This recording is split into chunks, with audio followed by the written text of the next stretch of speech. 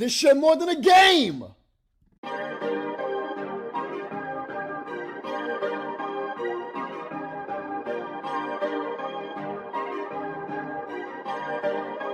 Perfect.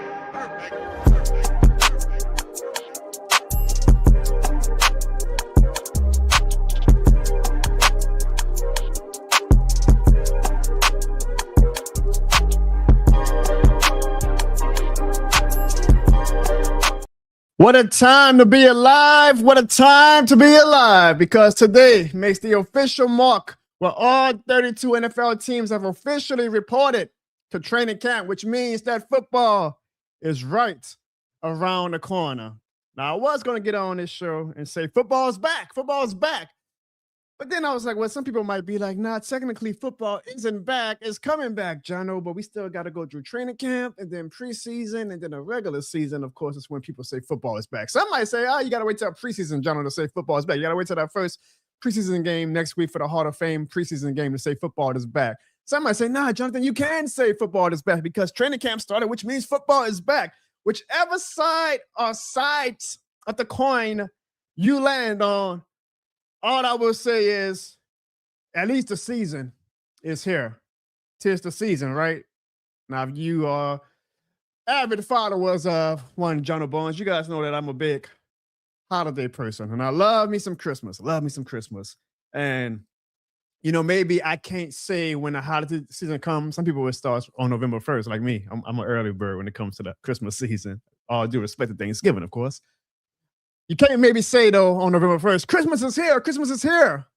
But you at least know that that season is here, which means that Christmas time is in the air. Well, that's how I feel right now as a football season, as a football fan, right? Like maybe football isn't quite back yet as of right now, July 28, 2026, but the season is here. 'Tis the season. You know, Christmas Day is Christmas Day. You can say Christmas Day, Christmas is here on Christmas Day. But it's about that November 1st to December 24th season where you can really embrace and celebrate and be joyous that Christmas is here. But that's just like football season. Maybe football for some people doesn't start until the first preseason game for their team. Maybe for some fans it doesn't start until week 1 of their team's official home or season opener. But at least you can say right now, July 28th, 'tis the season because it is here. We have training camp. Training camp will lead into preseason. Preseason will lead into the regular season. And then the regular season will lead into, hopefully for us, the playoffs. I can't wait. Football season is here. Ladies and gentlemen, welcome to the Jono Barnes Show, but it's shit more than a game.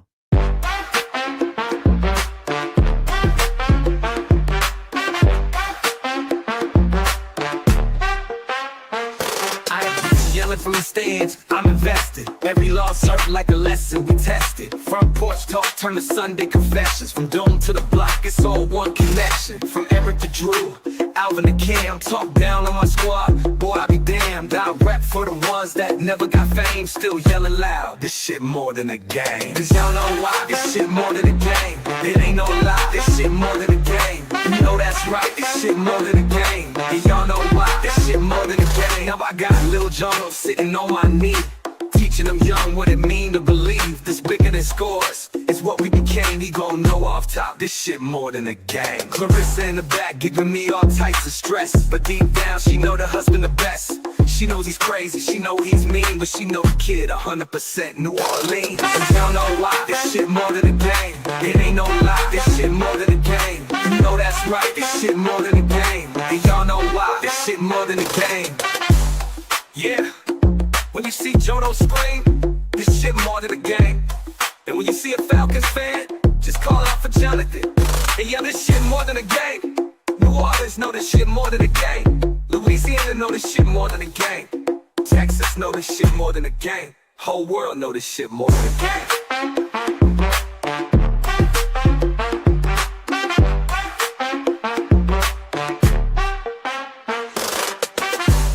Y'all know why? This shit more than a game.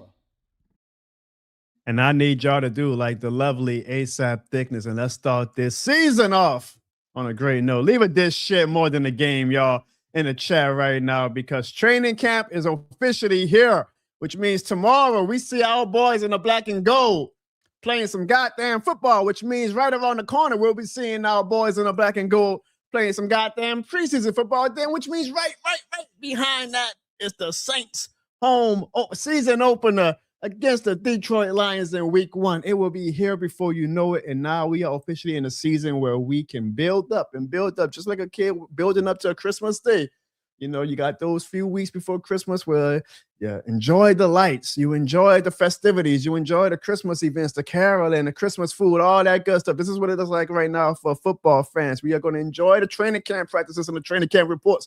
We're going to enjoy the preseason games where we put way too much stock into players who probably ain't even going to be Saints by the end of October. And then we are going to wait until that week 1 game against the Detroit Lions where football will officially be back. I am excited. I hope you guys are excited. We are in the danger zone now, buddy. Word to Kenny Loggins. We are in the danger zone. Football is here. Or should I say we are in this shit more than the game zone. I see everybody in the chat tonight. I even see we got some Falcons fans in the chat, which is good. I hope the Falcons fans actually stay on the show tonight because we got some fun for the Atlanta Falcons in regards to my content. But I will say this, I want to have to, maybe make you guys earn it, because we love to get our jokes off at the Falcons fans' expense. So, we get 5 super chats, and it could be, if anybody just leaves, $1 super chats, just get to 5 super chats. We'll play some funny videos. Now, maybe some of you guys may have already seen these videos, but maybe some of the Falcons fans have not seen these videos yet.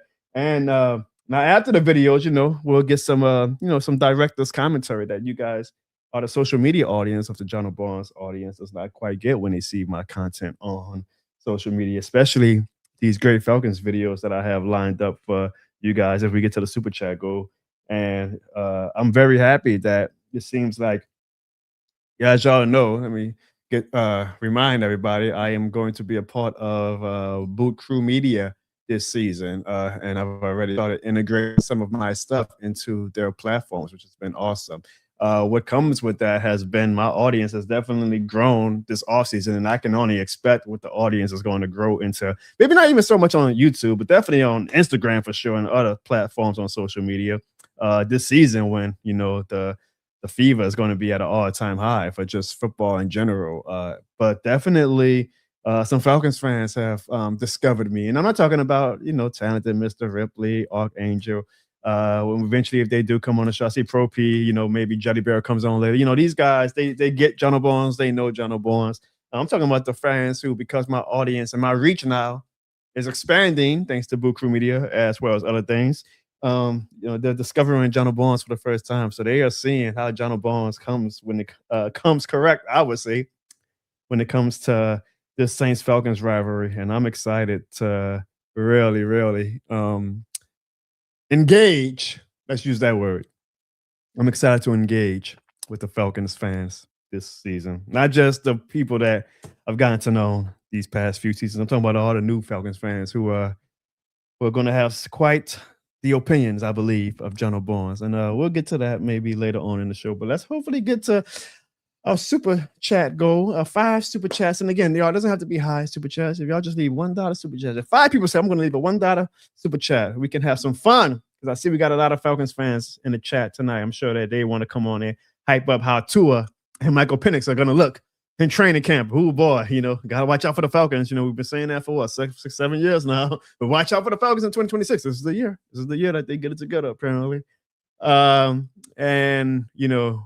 But the main thing, of course, on the Jono Barnes Show, given the Jono Barnes predominant audience, is we're going to talk Saints football. We're going to talk training camp, guys, because the Saints officially reported to training camp today, and the first practice will be tomorrow. First off, God bless those guys and pray for those guys for an injury-free training camp. And of course, man, bless them and give them grace, God. But most importantly, God, give them shade because it is hot. Y'all, it is hot as hell in the South, in Louisiana and Texas. I'm pretty sure in Georgia too. Let me know, Archangel, Pro P. You guys are in that Georgia area. I mean, how's the weather out there? Because it is hot as hell in New Orleans right now. And I know when it comes to those outdoor practices, those players are going to be going through it. That's the type of stuff that makes men, right? It makes football players, right? I remember there was an old saying that I saw that, hey, man, if these football players can survive the torturous weather in July and August. That is that Louisiana Heat. Man, by the time September, October, November, December coming, they're playing in that air-conditioned Superdome. They ain't going to be able to be phased by anything because they already survived the dog days of the summer. But boy, they got to get through those dog days of the summer. And that starts tomorrow for our guys in the black and gold. So God give them grace, God give them shit, and God give them good health. Not just for the New Orleans Saints, but honestly, all jokes aside with the trash talking and everything to all 32 teams. I saw the Carolina Panthers already dealing with some injuries. And I am not the fan that ever cheers for injuries. Makes jokes about injuries and things like that. So I'm hoping that all the teams, including the NFC South teams, have a healthy training camp and that, we see who's the best team and there ain't going to be no excuses, right? Ain't going to be no, our player was out, this player was out, and that player was out. We all do it. We all do it. Shit, we probably do it as Saints fans, knowing our injury luck. But, I always hope for the best for these players because they are humans at the end of the day. This is their job. This is their career. And I want the best for all of them, even if they might be wearing black and red or black and blue. Red and silver.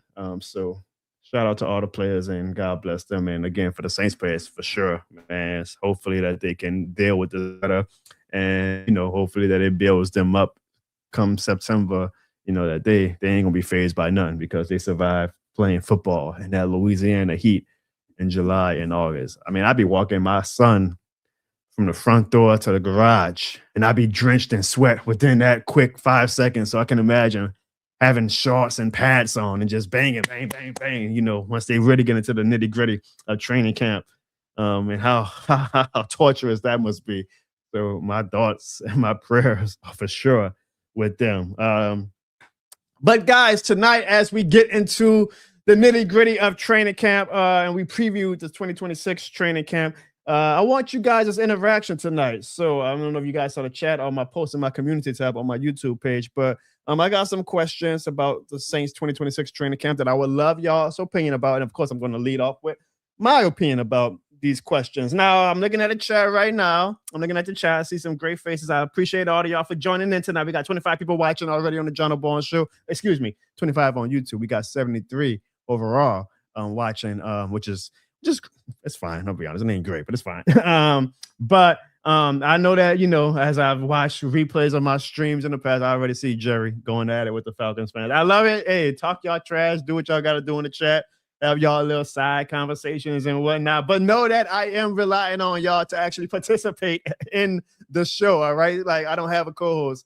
I don't know what happened with Sean, Av, and Ziggy. So I rely on y'all for interaction and engagement and to, feed off of, hey, maybe sometimes y'all disagree with my opinion. Sometimes y'all agree. Sometimes y'all have a different viewpoint. And I love to hear from you guys when it comes to that. So I am relying on you guys tonight. Sandra, I'm going to get to you because I love your profile picture even more than I love the super chat you just sent. I'm relying on you guys. Answer the questions. Y'all can talk trash. Y'all know the Falcons fans are going to come like a fly in y'all face. And, you can still smack the fly away and deal with the fly while, handling business, okay? Because we got some questions that I would love y'all's opinion about. Hell, even to the Falcons fans, if y'all want to answer the questions, maybe y'all want to answer it about the Falcons. I'm fine with that. I like to keep my enemies close, as they say, right? So we're going to get into some questions about the Saints 2026 training camp. You guys are the co-hosts tonight. All right, so Jerry, don't let the Saints Falcons fans distract you too damn much, okay? I need you on your best behavior when it comes to answering these questions. You guys act like this is a test for you guys to possibly be a co-host on the Jono Barnes Show one day in the future. I'm looking forward to you guys' interaction tonight. I'm damn sure looking forward to highlighting the lovely Sandra, who starts to show off, leaving a 5 super chat. And I love her. Sandra, I didn't call her out last week. I had a question for her. I said, he's wearing the number 51 Saints jersey, which is the great Jonathan Vilma. Jonathan's a great name, so I was allowing it. I said, but Sandra, I know you got you this shit more than a game show. That needs to be your profile picture. Well, ask Jono Barnes and ye shall receive, because Sandra, look how lovely she looks. She's never looked better. She's looked lovely plenty of times in the past. Wearing her this shit more than a game shirt. That's her profile photo. I love that, Sandra. I appreciate you, Sandra. Now, usually I said you got to leave a $10 or higher super chat to make it to the this shit more than a scoreboard, the way Bruce Saint's name is going to be on the scoreboard tonight. But Sandra, because you wore that goddamn shirt, I'm going to give you a special clearance, and I'm going to put your name on the scoreboard next week for wearing that shirt, because you are this shit more than a game certified. I appreciate you, Sandra. Thank you for that super chat. Again, y'all, we get 4 more super chats, and they're going to be just $2.83. we'll have some fun and do some director's commentary with my Falcons videos that I would love for these Falcons fans to see in real time. Now that we got a $5 super chat, though, I might just play it either way because, I was saying if I just got a $1 super chats, I'll be happy. Sandra always say, here, John, here's $5 right away. So we'll see how I feel towards the end of the show. It depends on y'all's interaction too, okay? Let's see how y'all interact with these topics tonight, and I'll see if we get, even if we don't get to 5 singular super chats, if you guys will get some great Falcons content that is this shit more than the game certified. But let's get to the Saints training camp preview, guys. And my first question that I have when it comes to training camp, which officially starts tomorrow as far as practicing and actually playing some goddamn New Orleans Saints football, is, for me, it was, well, what is the actual biggest storyline going into training camp this year? What is the storyline that is going to be prevalent throughout these next few weeks as the Saints build up their team to hopefully have a great 2026 season? And for me, I think the answer is pretty obvious, but maybe you guys have a different answer. But for me, the biggest storyline is, of course, Tyler Shoug's second-year leap. Now, we've all been hyping up Tyler Shough all offseason. We loved what he did to close out the season last year, but the sophomore slump is a real thing, and I've kind of mentioned it in passing on the show throughout the past offseason about how, hey, guys, maybe we should actually prepare for a reality where Tyler Shough doesn't live up to quite the hype or expectations that we Saints fans have bestowed upon him. So my biggest storyline as we are about to enter Saints training camp is, how is Tyler Shoug's second-year leap going to look? I know we're all going to be following the training camp report starting tomorrow, day by day, and seeing how did Tyler Shough perform in training camp. Probably overreacting to every goddamn interception he throws, a touchdown he throws. Hey, that's the beauty of football. That's the beauty of fanaticism. More power to us, right? But that, to me, is the biggest storyline, and it's our easy storyline, right? Like, yeah, of course, Jono, the quarterback's performance. Of course, that's the biggest storyline for every team. I get that, but, we are in one of those positions where, obviously, we believe Tyler Shough is our franchise quarterback, but it's not a guarantee that Tyler Shough is our franchise quarterback. The way, going into the 2016 training camp, the biggest storyline was not, well, how is Drew Brees going to progress, right? Like, we knew who Drew Brees was. There was other storylines to talk about. For the Saints, it is still the progression of Tyler Shough and what is he going to do in year 2. So for me, that is my biggest storyline. I am looking forward to hearing from our great Saints reporters and seeing how Tyler Shough is approaching practices, how he's performing in practices. I'm not so much going by the numbers and Tyler Shough was 12 or 14 in camp today. Hey, I'll be excited. I'll definitely champion there. But I want to see from the reporters, like, okay, well, how is Tyler Shough commanding the huddle this training camp? How is Tyler Shoug's demeanor now that he is the de facto guy? It's not a quarterback battle this training camp with him and Spencer Rattler. He is the guy. How is he, carrying himself on the sidelines? How is he carrying himself in the huddle? How is he reading defenses and calling out coverages now? Is he doing better than he did last year where he was a rookie, probably sometimes like a deer in headlights? I am looking forward to that. And for me, that is why that is the biggest storyline, because obviously our future and what this rebuild is turning into, it is very dependent on if Tyler Shough is that guy the way we believe he's that guy. So that is my biggest storyline. But I want to ask you guys, what is your biggest storyline going into training camp? Some other options I had as I was thinking about that is obviously also the Chris Olave contract. Is it going to get done before the regular season? Mickey Loomis said that they are in active negotiations today, but he also said they're just not quite where they want to be. Now, to me, I'm like, what does that mean? That you guys are a little further ahead than we would hope that you guys are? Are you guys further behind than we hope that you guys are? My prediction is that he will get the contract done before the regular season. And I guess we are lucky. I'm going to be honest. If I was his agent, I would be like, hell no, Tyler. Chris Olave, you shouldn't be playing. But Olave says he's going to play. Like, he's not holding out. He's not holding in. I guess is what they call it these days, because players still report to camp so they don't get fined, but they don't practice. Chris, how can, I'm sorry, I got Tyler Shough in my pro. We all do, huh? Chris Olave is going to practice. Which is good. As a fan, you love it. He's dedicated to the team. He's showing great leadership. He's about to become, in my opinion, a clear leader of the present and future for the New Orleans Saints. And he wants to help this team build themselves into a winner. Now, from a business side, I'm like, dude, you ain't got your contract signed. Hold out. Like, you could go to practice tomorrow.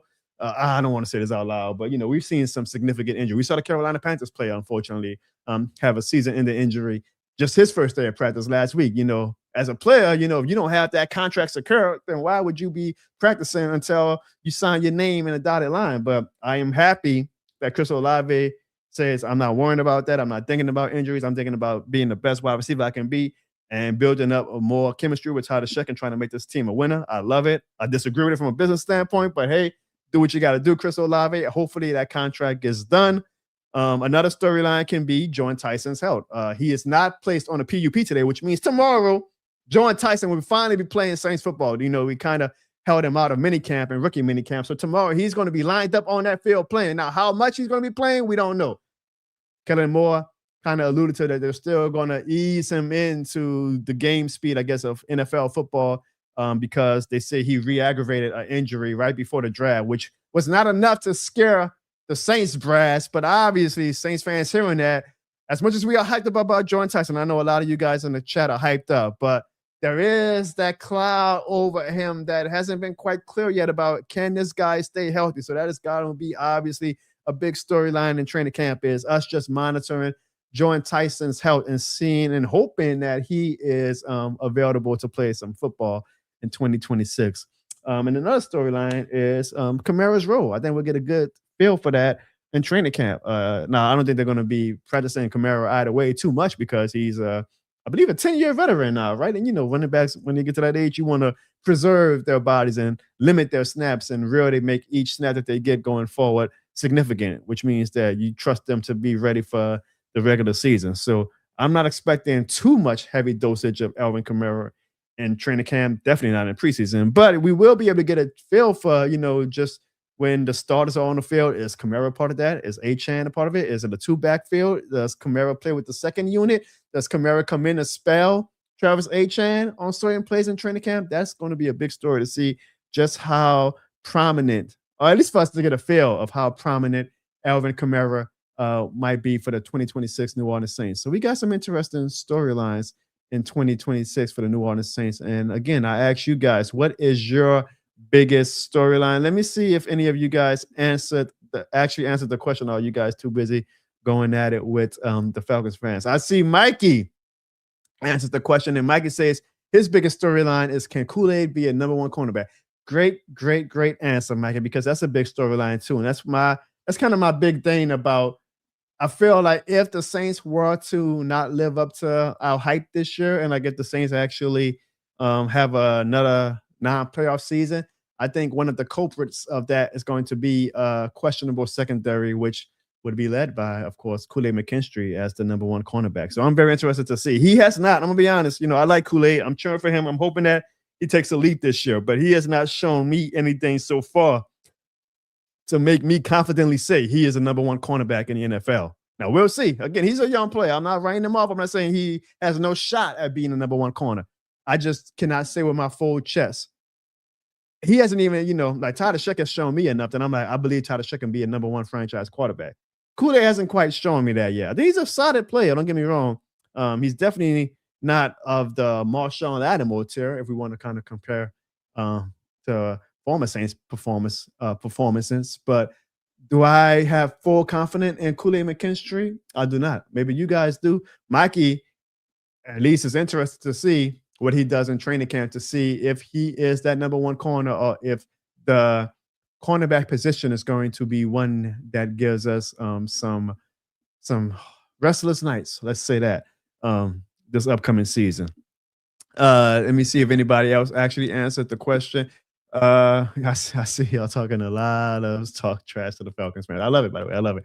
All right, Jerry says, Jono, my biggest storyline is seeing the new offensive linemen. So he's talking about, of course, David Edwards, and seeing how David Edwards works with Eric McCoy, Calvin Banks, Cesar Ruiz, and, of course, Talias Fuaga. And you know me, Jerry, I feel like the Saints offensive line has potential to be top 10, maybe even top 5, for all the investments we put into this offensive line and for how high of opinion I obviously have of the great Eric McCoy. This shit more than the game Mount Rushmore member.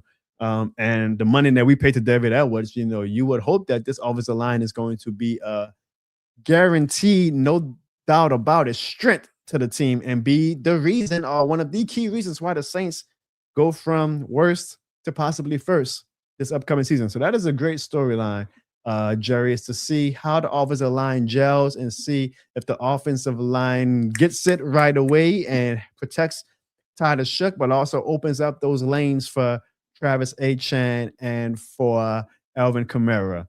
Sandra says her storyline is, I wonder how Shook will perform getting the start from game one. And what do you think will happen with Rattler? We'll get to Spencer Rattler, Sandra, and one of our future questions about training camp. So hold that thought, Sandra.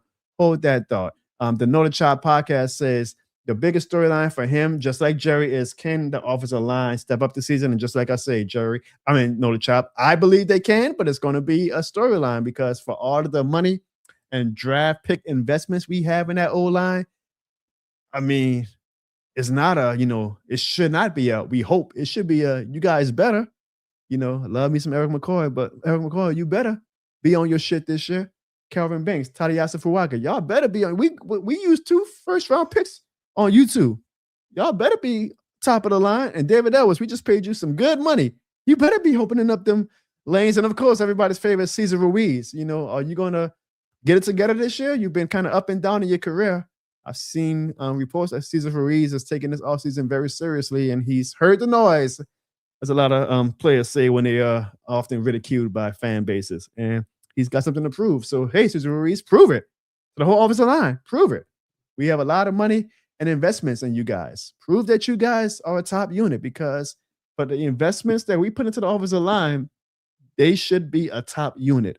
No bones about it. In my opinion, it's going to be a good storyline to follow. It should be a good storyline. I don't want to be in October saying, oh, man, hopefully the offensive line gets it together as the season goes along. No, man, we are week one. That offensive line needs to be, bam, let's go. We're a top unit. So that's a good storyline, and we will see what happens with that.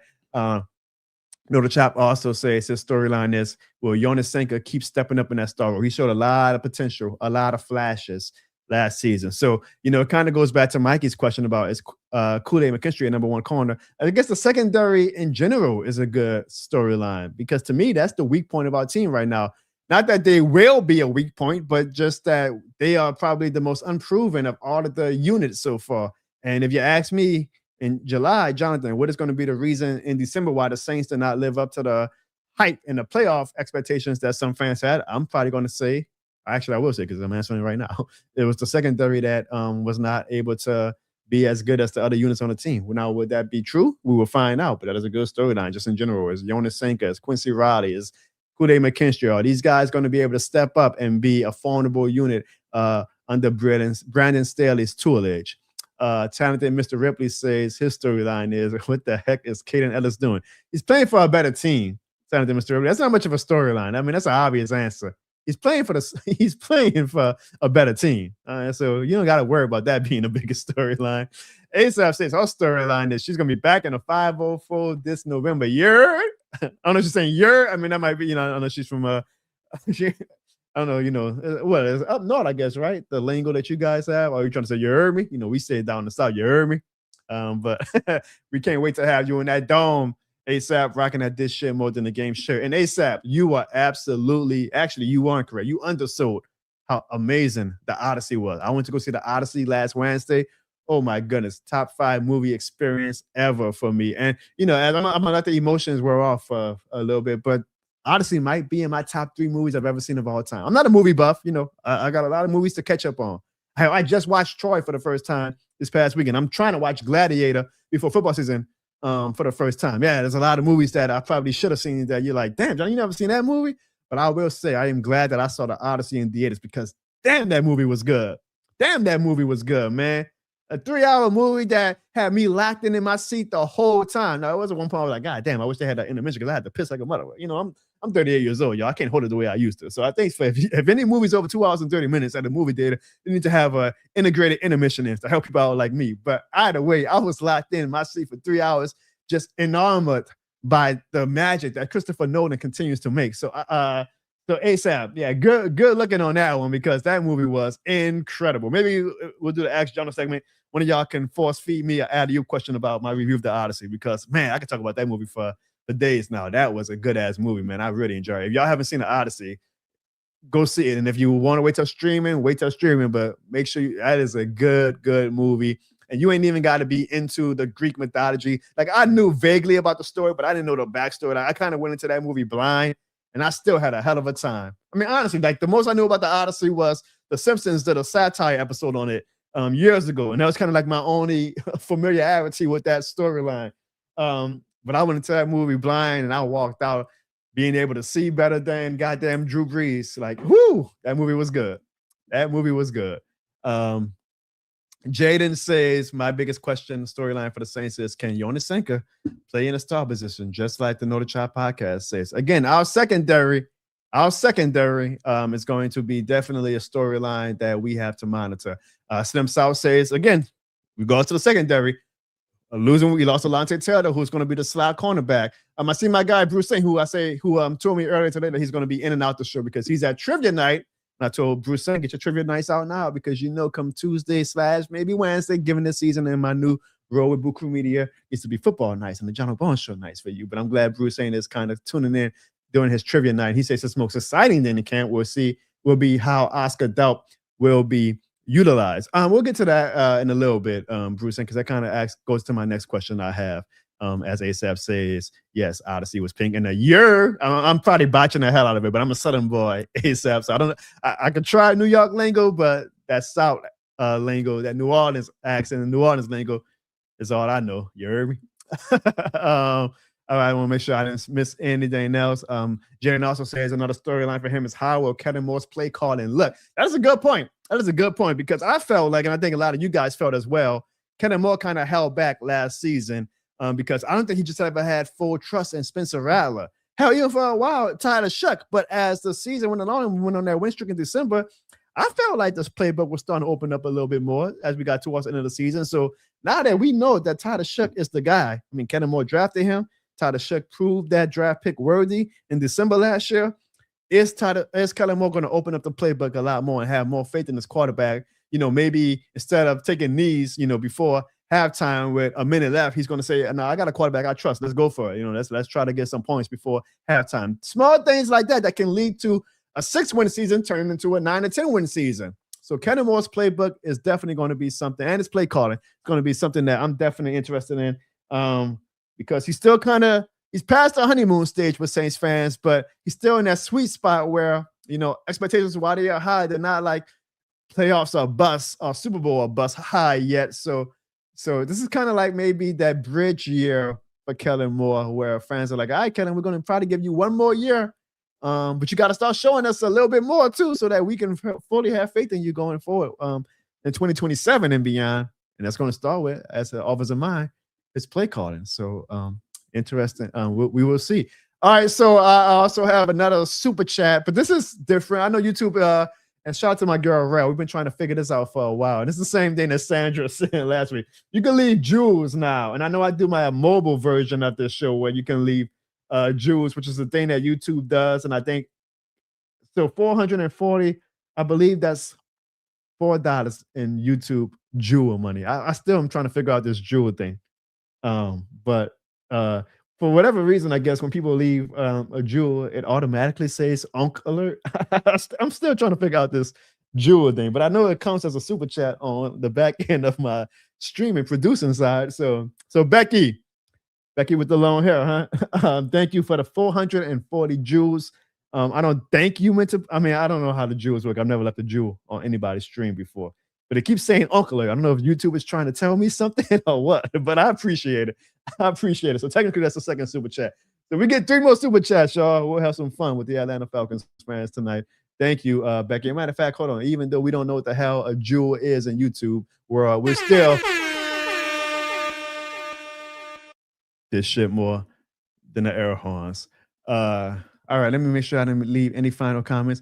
Sandra says, Jono, you're going to be doing way more content soon. Other projects where you still have voicemails. CBD, Sandra. I think we're kind of going to be going, building Rome on the fly this season with the Boo Crew Media stream that I'm going to be doing on Sunday nights this football season. I believe one of the components we want to have on that show is going to be a live call-in where people can call in live. Now, I know that people can't watch live all the time, right? So one of the benefits of the voicemails is that, you can have essentially for my show 48 hours to find time at your convenience to say what you want to say. So I still might leave my voicemail line open, but the Tuesday or Wednesday show just depends on TBD, Sandra. I'm not planning on getting rid of it, but it might look a little different. I think as the season goes along, we'll get into the flow of how my schedule looks. And I love the voicemails. I don't want to get rid of the voicemails, but I also, like you said, I'm doing a lot more content this season. We got some exciting stuff coming up too. I'll kind of announce that later on in the show. And the voicemails, which I love to receive, they make me laugh. In Bruce Saint's case, they inform me a lot.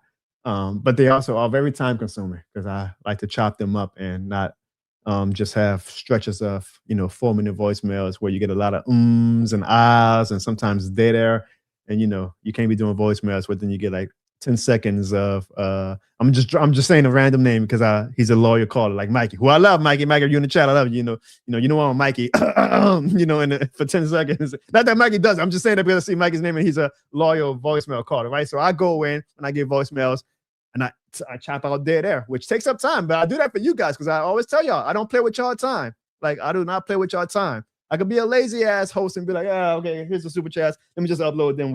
I listen to them and then I chop them up so that we could get a conscious flow of dialogue, keep the show moving fast, keep the show moving fresh, keep the show from having dead air. But it takes up a lot of time. And now that I have more time being accumulated to doing the stuff that I'm gonna be doing with Boo Crew Media and whatnot, I'll just have to kind of see as the season goes along, is it worth it? Do I have the capacity for it? As well, the most important thing, I guess, is I have a toddler who is a very active toddler. Boy, when y'all see little Jono, I'll probably bring him back on the show at some point in the next few weeks. This kid is nonstop.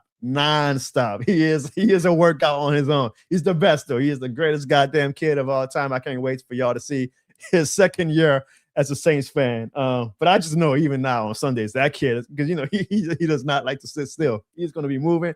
And it's going to make me reminisce about, damn, I remember when he was an infant and I was able to watch the games and he was crying and fussing, but he was at least stagnant on the couch.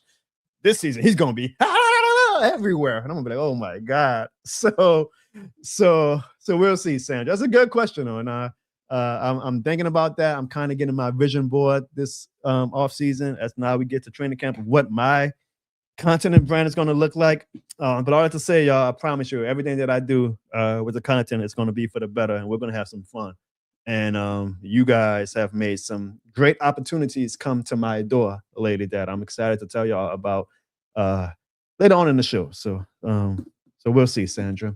We'll see. Yeah, he's growing too fast. Y'all told me that it goes fast, so he's growing too fast. All right. Let's get to the second question. Jeez, we already 40 minutes on the show for one question. That's how much we love football, y'all. That's why this shit more than the game.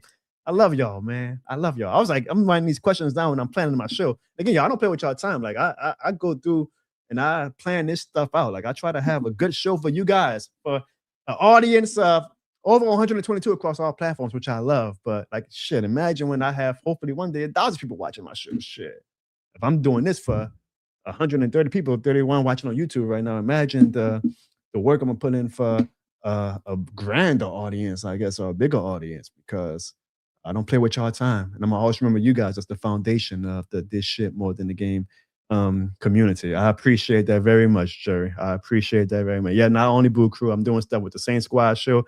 Y'all know I do my stuff with Mike Detillier. Some very exciting stuff has just been being brought to me. God is good, but you guys are great. No offense to God, but you know what I'm trying to say. Like, y'all helped make this become what it is, and I'm so grateful, and I'm so excited for what the possibilities are of the future is for little old Jono Barnes and this shit more than the game brand. So yeah, my biggest storyline, tired of Shuck, and I love some of y'all's answers as well. Now, the next question though is, what player are you most interested in? Bruce Saint kind of alluded to, he is interested in Oscar Delp and seeing how his role with the team is going to look in 2026. I ask you guys, what player are you most interested in this training camp? Mine, I kind of already alluded to, is Jordan Tyson. I want to see his health. I want to see how he ramps up.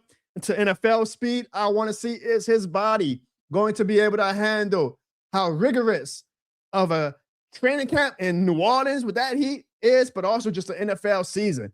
So I'm interested to see what is Jordan Tyson going to do. It's an easy answer, right? He's our star number one player, one of the highest drafted Saints wide receivers of all time. Of course, we are all very excited that if he lives up to his hype, what he can do with this offense and what he can do as far as just being a great player.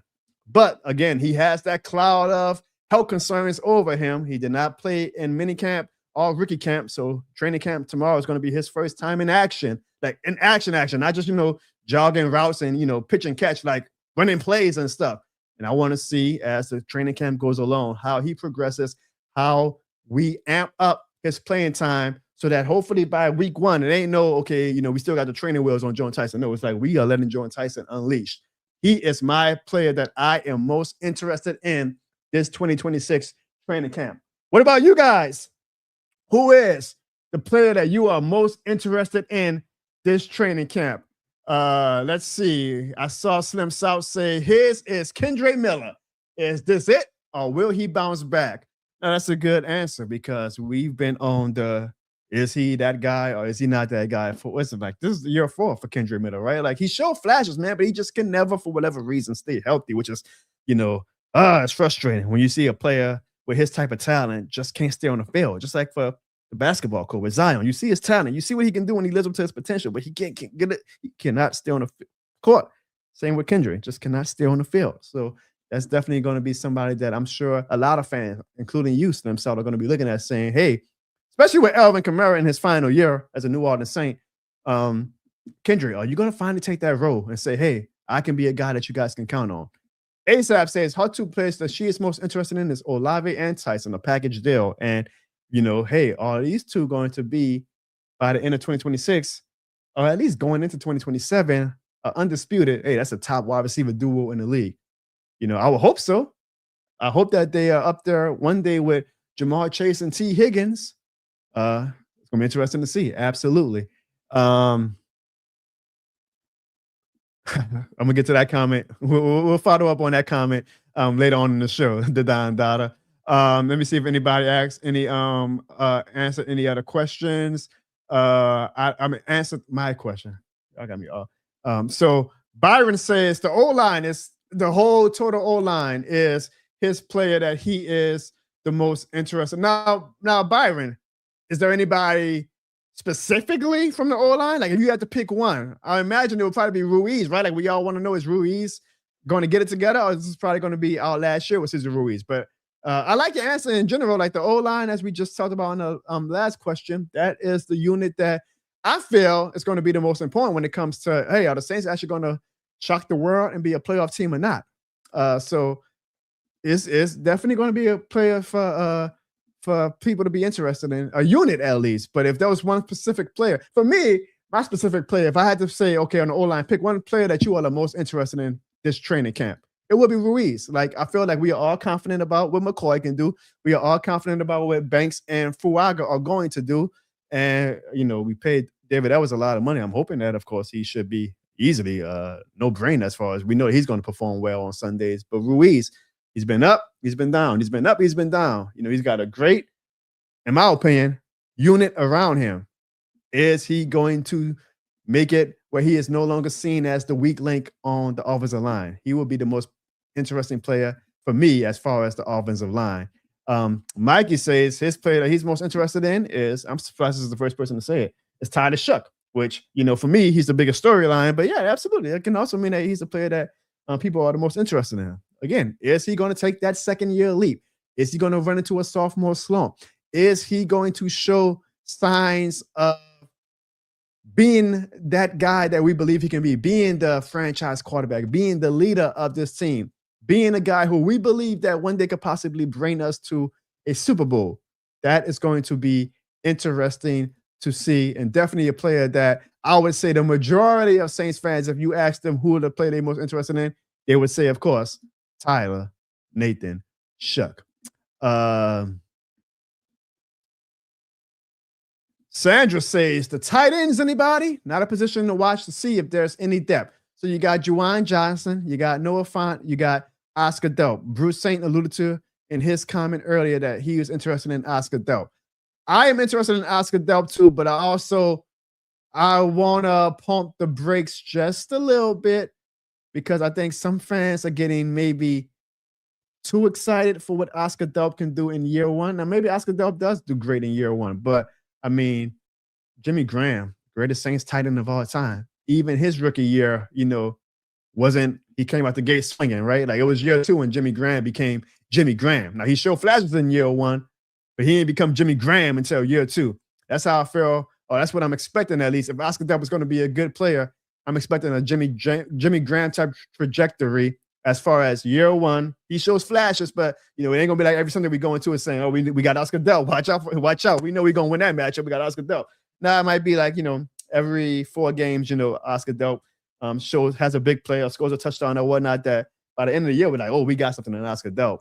He wasn't a star player in 2026, but we know going forward he might be that guy. So I'm still high on Juwan Johnson. I'm not thinking he's a top tight end or anything like that, but you look at his stats, and you can't just go by the numbers. I know that, but if you look at his stats compared to some of the other tight ends in the league, I mean, Juwan Johnson actually is one of the better tight ends, and so he's in his prime right now. So let's see what Juwan Johnson can do, especially with the great. Well, I ain't gonna say great. They got to prove that they're great, but with the potentially good wide receiver core we have, can Juwan Johnson take advantage of that and have another good year? I'm excited to see what Juwan Johnson does.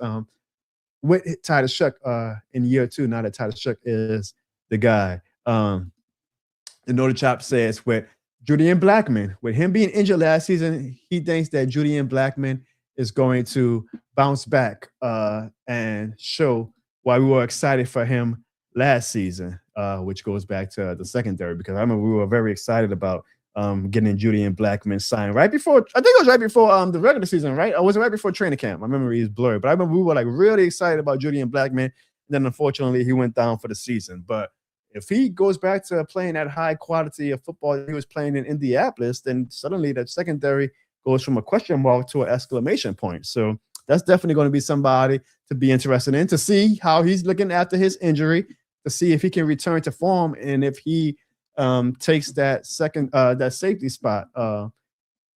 Sanka might play the star role. So is there a formation, or is there a scheme where it's going to be Sanker and Blackmon? It'll be interesting to see, and that is why he is the Noted Chop podcast player that he is the most interested in. Jerry says his is Travis Achane along with the returning Alvin Kamara. I'm interested in that too. That might be my number 2 answer. Jerry, because as I've said on my show, all my guest appearances on many shows now, I have big expectations for Travis Achane. I really do. I have big expectations for him under Kellen Moore's vision. And so I'm really interested to see if he can have a possible career year in New Orleans, as well as what does that mean for Alvin Kamara's role. I'm not expecting a boom and zoom like we had with Ingram and Kamara, nor Deuce and Reggie type 1-2 combo. I think that Kamara will or can be still a valuable player to the offense, but what does his role look like if Travis Achane becomes the undisputed top guy in the backfield? B. Creo says Barrion Brown is his most interesting player from LSU, of course. Is he going to find his way to the team via the returner spot? Is he going to be a surprise superstar with the wide receiver core? He has the speed. He has the speed to be at least maybe one of those X Factor type players going forward. Would it be in 2026 or would it be in beyond? Who knows? But that is why B. Creo is interested in Barrion Brown. Pro P, the Falcons fan, by the way, let me make sure distinguish that he's a Falcons fan. He's already trolling. He says, I'm excited to see Spencer Rattler this season. Yeah, hopefully it's Spencer Rattler holding the clipboard on a bench, which will mean that Titus Shuck is having a fine sophomore season, and not a sophomore slump like ASAP thinks that he is not going to have, because this shit is more than the game. Woo, y'all have been doing awesome tonight. I appreciate y'all. We got 2 super chats. You guys are answering the questions. So I am going to at least keep half of my word. While I was gone, y'all, I've been watching some great stuff. I told you I was watching The Odyssey. Watched Troy this past weekend. Watched The Masters of the Universe today on Amazon Prime. Some good movies, man. Some good Netflix documentaries too, man. Y'all know Netflix. One good thing about them, besides their crazy ass, or in lieu of their crazy ass price spikes that they do every goddamn year, is that they put out some good documentaries, man. Netflix puts out some good documentaries, some that tug at your heartstrings, some that make you go, oh my God, it's actually people are that vindictive or that crazy or that insane.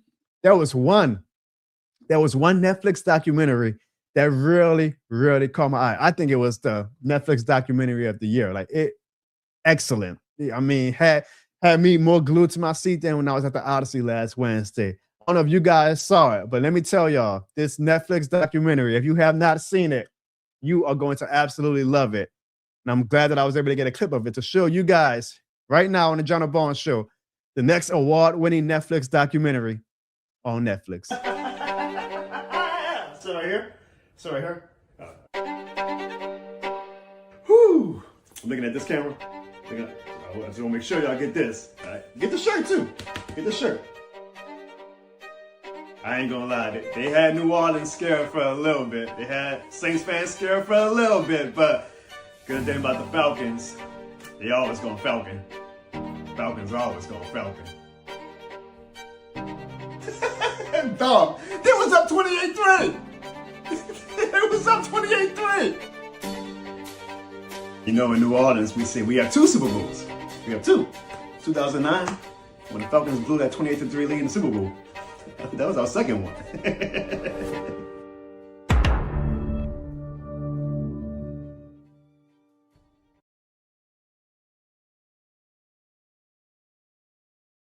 Chills, man. That documentary was so good. So good. Damn, that was a good documentary, y'all. Man, and it's still unbelievable to this day. They was up 28-3. That was unbelievable. Absolutely unbelievable. Shout out to Netflix, man. Y'all do the damn thing with y'all documentaries. Y'all do the damn thing with y'all documentaries. Oh boy. I love it. I love it. ASAP says, Jono, when you say the Super Bowl was aborted on Twitter, I scream. Well, for people who ain't on Twitter or X, if you want to call it, I did another video about the Falcons, which we'll get to later. If we get one more super chat, I'll play the other video for the Falcons. The fans are gonna love. I mean, the Falcons are just so much in pop culture and movies lately. I don't know what they did, but God bless them. And you know, some Falcons fans saw it. They weren't too happy. Let's say that. And one guy said, the Saints, you fans talk all that smack to say that y'all Super Bowl reign is going to be old enough to vote this year. Which actually, I guess is a true statement, right? Has it been, 16 years since the Saints won the Super Bowl? I mean, yeah, it's been a while. Like Stain, it's been a while. But I said, well, if our reign is old enough to vote, I guess y'all reign must have got aborted because y'all don't have one. I mean, y'all had one. Y'all was up 28-3. Y'all had. It was a stillborn. I don't know. Y'all had a reign in your hand, and y'all must have said, Dr. Tom Brady, we don't want this. We don't want this. Abort. So, if anything, shout out to the Falcons for being a pro-choice organization. While we take our old enough to vote Super Bowl reign, hopefully you guys honor your aborted fetus of a reign that you guys had, and for whatever reason, y'all decided to abort. I'm not saying. I'm just saying, when there's shit more than the game. Let's get to our next training camp preview question, guys. And it is, which position battle do you think is going to be the biggest in the 2026 training camp? Now, my answer might surprise you guys because, well, last year we had the highly touted Spencer Rattler versus Tyler Shuck quarterback battle. This year, we don't have necessarily too many positional battles, but we have one that could be very, very vital to the success of the 2026 New Orleans Saints. And I'm talking about the kicker battle. That is right, y'all. Charlie Smith came in for Blake Grupe last season, and he did a solid job. But he didn't necessarily lock down the job with a gold-plated key. You know, like the master lock is still jingling up a little bit that somebody can come in and possibly take the kicking position job for him in 2026. And that guy might be Tanner Brown, because if you were not following this offseason, it wasn't like it was a highly celebrated move or anything. The Saints did sign Tanner Brown from the UFL. Tanner Brown, by the way, went 3 for 3 last year in the UFL on 60-plus yard kicks. That is impressive to me. Anybody that can make 60-yard kicks with that consistency, that's somebody that you want to keep your eye on. He also went 7 of 7 on kicks of 40 to 49 yards last year in the UFL.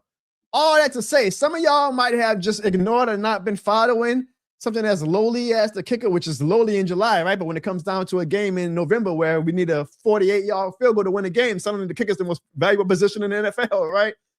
Watch out for this position battle. Charlie Smith's job is not as secure as some of the general fans might think it is.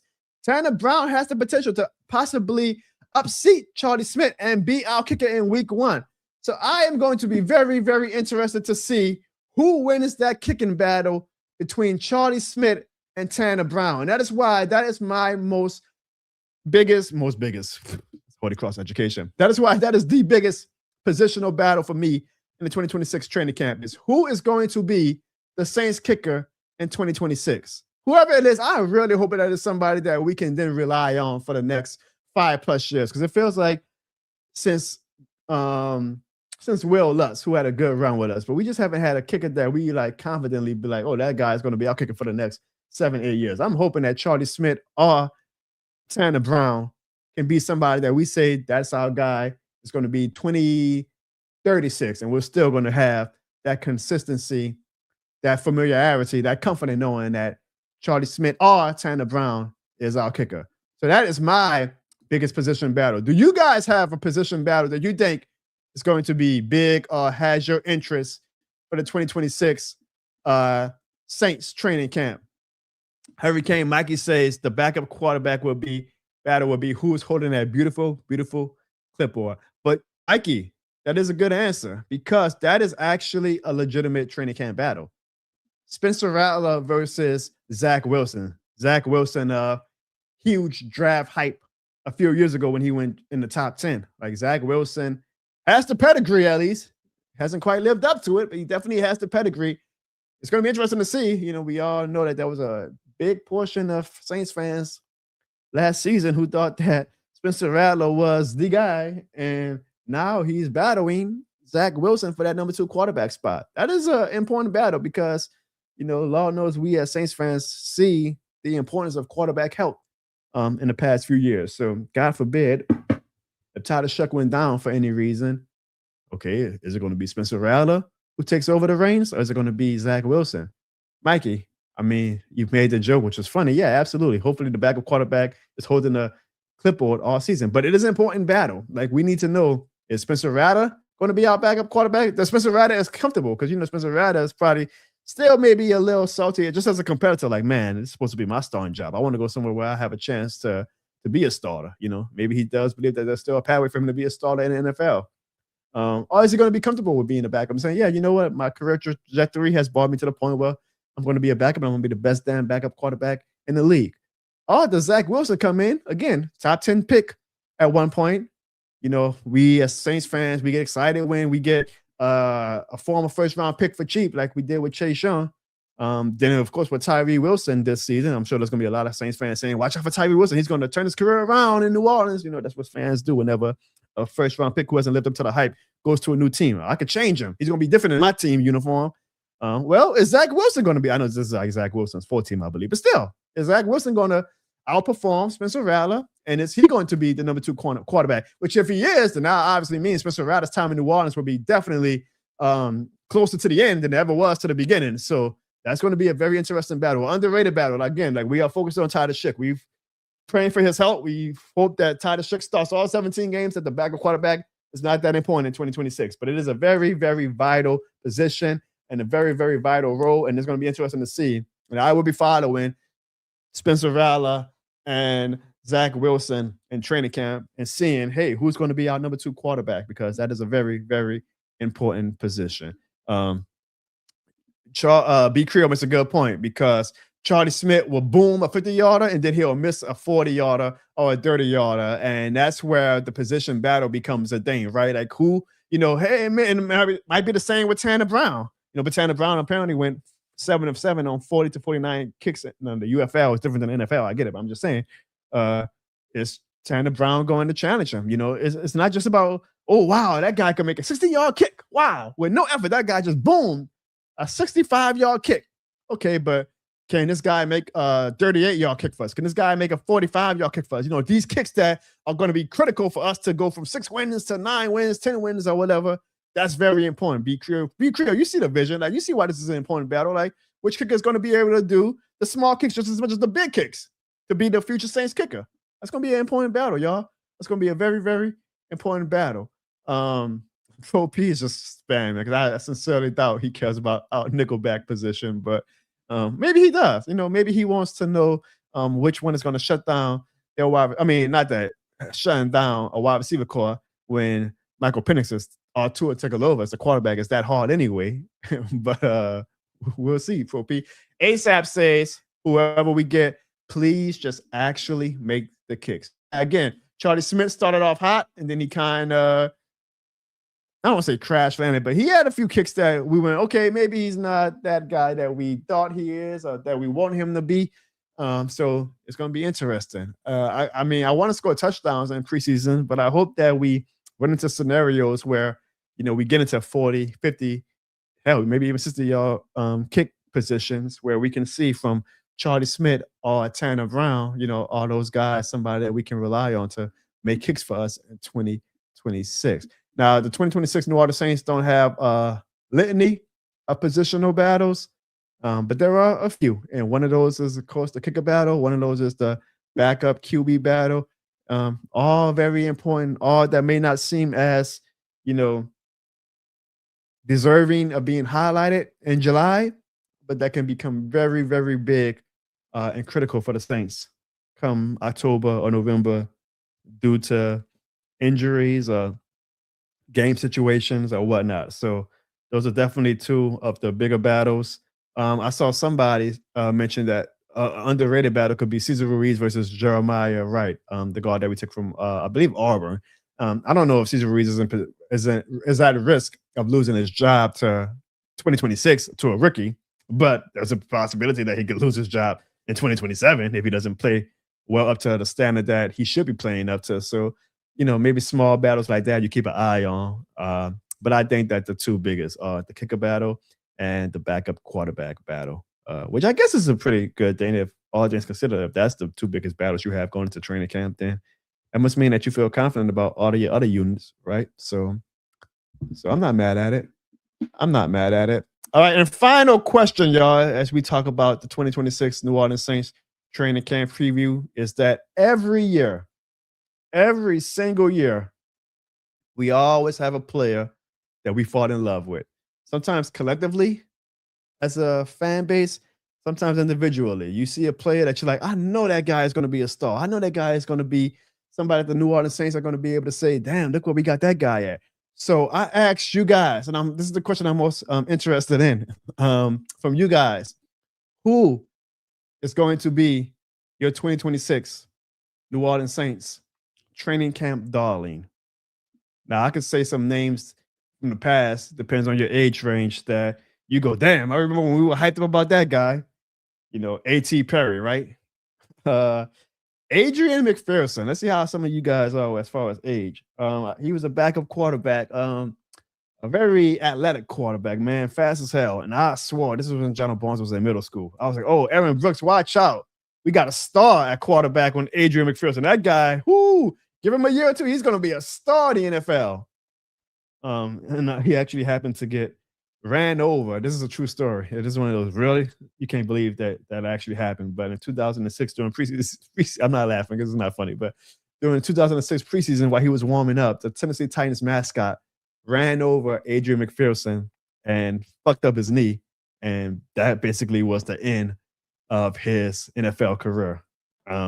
Very sad when you think about it. Netflix needs to do a documentary about that, to be honest. But I swore I thought Adrian McPherson was going to be a star. Then I remember back in the day, there was this guy named Walter Thomas. a defensive tackle who could do a backflip. And boy, this was before YouTube and social media, but if you want to talk about how you could go viral before going viral was a thing, Walter Thomas went viral because, again, this is a defensive tackle, big-ass dude, big-ass belly, doing backflips. And boy, Saints fans were like, oh, snap, because he signed with the New Orleans Saints, right? And everybody like, this guy can do backflips. He's a defensive tackle that can do backflips. Oh, that's his great forum, saintsreport.com, which is still going strong today. I love me some saintsreport.com. And the fan base on saintsreport.com, boy, they were convinced that Walt Thomas was going to be a star. We got to steal, y'all. We got to steal. Walt Thomas is a beast. That boy could do backflips. A defensive tackle ain't supposed to be doing backflips. He could do a backflip. Another you can't believe it's true story. You got to love being a fan of the New Orleans Saints. Walt Thomas did not last one practice before Sean Payton cut him. True story. He got hyped up all offseason by the Saints fans. Oh, he's gonna turn heads for the world to see. Walt Thomas did not last one practice. He lasted 15 minutes actually in practice before he told Sean Payton he couldn't go anymore because he was too tired because his body could not take it. He went to the training room. Sean Payton told him, "Don't come back on the field. Go back in the locker room and collect your bags. You're cut." And it was grand opening, grand closing. So I ask you guys, we have as a fan base, and sometimes individually, not the greatest history when it comes to training camp dollars, but that's the beauty of being a fan. It's, falling in love with a player who probably does not deserve the hype that your fanatical brain gives them, but you still give it to them anyway. And so when I ask you guys, who do you think is going to be your training camp darling?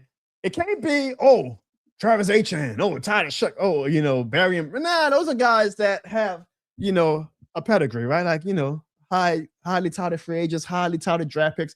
It needs to be like a guy that was undrafted, or, like somebody with a low class, low profile, somebody who does not have the fanfare. So you can't come in and say, Jono, my training camp darling is going to be Quincy Riley. No, Quincy Riley was a third-round pick. He can't be a training camp darling. He's supposed to be a good player. He got drafted in the third round. It needs to be somebody that is unbeknownst to probably even Saints fans. You can say Tanner Brown. You can say, hey, Tanner Brown's going to be my training camp darling. I think he's going to boom all these kicks and he's going to give Charlie Smith a run for his money.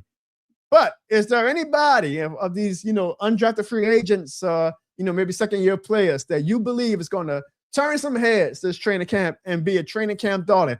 I've kind of already said mine is from the get-go when we signed them. And that is, of course, Brock Rechsteiner. I have nothing to go by. I have no goddamn game footage to go by. I have no goddamn training camp footage to go by. I just know that he is the son of Big Papa Pump, Hall of Famer Scott Steiner, Little Papa Pump, if you will.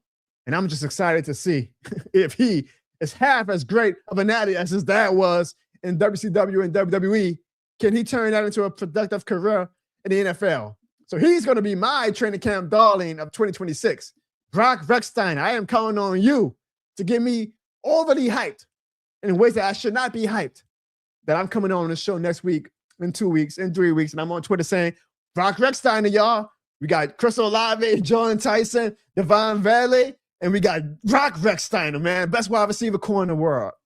Brock Rechsteiner is my training camp darling.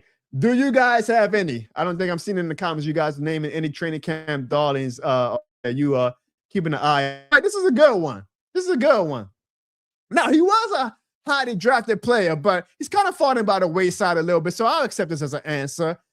Nota Origin says Jalen Polk, the wide receiver that we traded for last year from the New England Patriots, who's kind of been, a disappointment given his let me quickly, because I don't know off the top of my head, where was he drafted at? I believe he was drafted like in the first round. Was he a second round?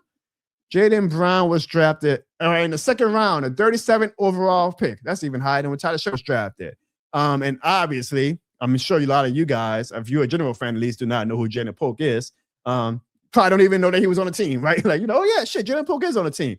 So that is a good answer. Because if he lives up to the hype that he had coming out of college, where he was worthy enough to be drafted the number 37 overall pick in the 2024 NFL draft, he absolutely has the potential to get a lot of fans super hyped up. That's a good answer, Lord Origins. I like that answer a lot. Jaden Polk, is he going to be able to turn his career around with the New Orleans Saints and show why he was drafted in the second round with the number 37 overall pick in 2024.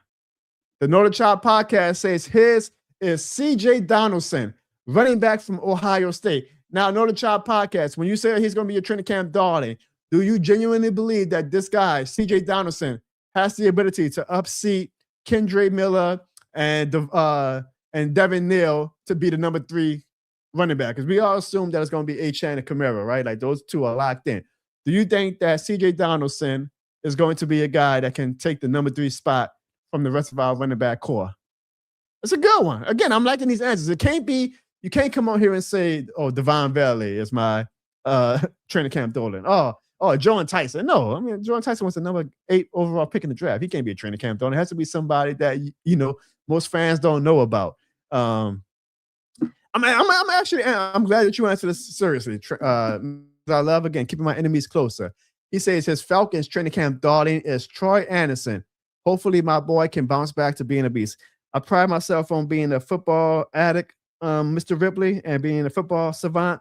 But I don't know who Troy Anderson is. So you got to let me know what position he plays because I don't know who he is. But that at least lets me know that you're answering the question correctly, because a training camp darling is supposed to be somebody who fans are not expecting to be a good player, or just don't even know that the guy exists, to be honest. So is Troy Anderson, what position he plays? Is this somebody that I need to potentially watch out for that can suddenly become a factor, and somebody that I'm talking about when the Saints play the Falcons this season? Like, oh, God damn, we got to watch out for Troy Anderson. Where the hell the Falcons got him from? How come we didn't get Troy Anderson?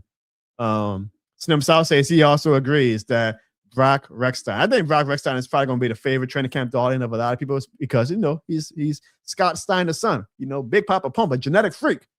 Hopefully that genetic freak is hereditary and it carried over to Brock Rechstein the way it carried over to Brian Breaker in the WWE, Rick Steiner's son. Because if it did, man, I'm not saying, oh, man, I think that Brock Rechstein is going to be a Pro Bowl wide receiver or whatever one day. I think he could be probably like a fun gadget type player, if Kellen Moore has the vision for it. Like if he's as athletic as his father is, then hell yeah, man. Shit. We could probably make him like the new, I'm not saying the new Taysom Hill. I mean, Taysom Hill was one of one. Shout out to Taysom Hill, man. What a legend he was. But like, a guy that we can throw in for, in the H-back position, maybe, even at quarterback sometimes it's just say, hey, Brock, just run straight, run the motherfuckers over, something like that. So I think Brock Rechstein is going to be a favorite of a lot of fans, especially if he at least has a good training camp to make himself worthy of being a training camp darling. Pro piece. All right, well, hold on. If Troy Anderson, all right. Oh God, my memory. I'm sorry. It's technically still off season. Technically, it's still preseason if you want to call it that. So forgive me. Yeah, I do remember Troy Anderson did. He had the head of a game against the Saints last year. So never mind, talented Mr. Rebel. He can't be a training camp darling. Somebody who's won defensive player of the week already has already passed the point of being a training camp darling. I understand you're excited about him. You want him to keep growing as a player. I remember. Yeah, you ain't got to remind me. Fro P just made the light bulb go off in my head. I remember. He had a head of a game against the New Orleans Saints. So I take back everything I said about me not knowing he exists. I do know. I remember he existed last year. That's for damn sure. But that would not count for me as a training camp darling because he's already proven that he is worthy of being an NFL player. It has to be somebody who has not had a significant NFL career yet, and you believe he can have a valuable NFL career. So I'm sorry. Shout out to Mr. Rebel, but Troy Anderson does not count. Noah Origin says, speaking of Taysom Hill, with no Taysom Hill, the Saints might keep 4 running backs this year. Again, man, I mean, this is me. This is what it's supposed to be. That's why he's my training camp darling. I can see Brock Rechstein. I'm not saying be Taysom Hill. Taysom Hill is one of one. But if Kellen Moore does want okay, I kind of want a gadget guy, somebody who can throw defenses off. I could see Brock Rechstein with the makeup to fit into a role like that. It's going to look different than what Taysom Hill was, but just the role of, hey, we're going to bring you in, and do a play where we pitch it to Alvin Kamara and he pitches it to you and you throw a pass to Chris Olave, or we put you in at fullback and give it to you and just tell you run straight and run over people, stuff like that, right? And I'm hopeful that Brock Rechstein can be that. Not even in 2026, but if he can possibly grow as a football player into the future years, I'm hopeful that he can be the training camp darling. So We will see, but I guarantee you there's going to be one player, as always, the fan base falls in love with and swears that he's going to be a star. And maybe he will, maybe he won't. But that's the beauty of fanaticism. That is the beauty of training camp. It's just being in fan heaven when it comes to having optimism about every single facet of your team. And I'm looking forward to seeing who is going to be this year's training camp darling. You know, one guy who's definitely should be a Saints content creator darling for you guys, a guy who has a lot of potential, who can definitely grow into being one of the top Saints content creators, is my guy, Cullen Connick, y'all. If y'all haven't heard of him, make sure y'all support him. He just launched a brand new YouTube channel. And, you know, I always ask sometimes, you know, Jono, is this shit more than a game? Is it just for adults because, you know, the word shit is a curse word? And I always say, nah, man, this shit more than a game. It's for the kids. You know, Jono Barnes is for the kids. This shit more than the game is for the kids too. Shout out to Cullen's parents because apparently they believe full-heartedly in that. And I was able to go on my guy Cullen Connick's show to talk about why this shit more than a game. Here's a clip, y'all, from me on Cullen Connick's show that you guys might have missed. Of it, and again, Cullen, it's authentic. That's why, you know, it's not a Jonathan Barnes thing. It's this is what Louisiana is all about. So this shit is more than a game. All right, does your parents allow you to say that? Yes. All right. Just making sure. You got some cool parents. I love the kids, man. Jono loves the kids. Shout out to Cullen, man. Make sure y'all support him. He changed the name of his YouTube channel. So I think it used to be 504 Sports Talk. Let me quickly do a search right quick. But I posted it on my Twitter. So if y'all go on Twitter, y'all can see the interview. And I love, honestly, like all jokes aside, I love, you know, seeing kids get into the content creation space because content creation is a real deal thing now. Like it is legitimate careers for people. And, you know, shout out to him, man. He's starting early. And that kid knew his stuff. Like when we talked for 45 minutes, that kid was surprising me with his knowledge. But my takeaway from that was like, damn, that kid was not born for the Super Bowl. I was like, good Lord have mercy, we getting old, y'all. Like, wow. I'm talking to a kid who was not born for the Super Bowl. Wow. But I love to see the kids, you know, the future, if you want to call it, the Who Dat Nation, do their thing. So it's called 504 Sports Nets. Make sure y'all support 504 Sports Nets. And let's support the kids, man. You know, the future of these Saints and NFL and sports content creators. And I love to see it. And I had a great time on Cullen's show. And he already knows at such a young age, he knows that this shit more than the game, and he knows that the Falcons are always going Falcon. He knows that thankfully he's not a Falcons fan. You know, that's just child abuse right there, Pro P. That's just child abuse. Nah, he said this shit. When you saw the clip, he said this shit more than the game. They know it's a family show, the Jono Barnes Show and the Jono Barnes brand, but it's also, you know,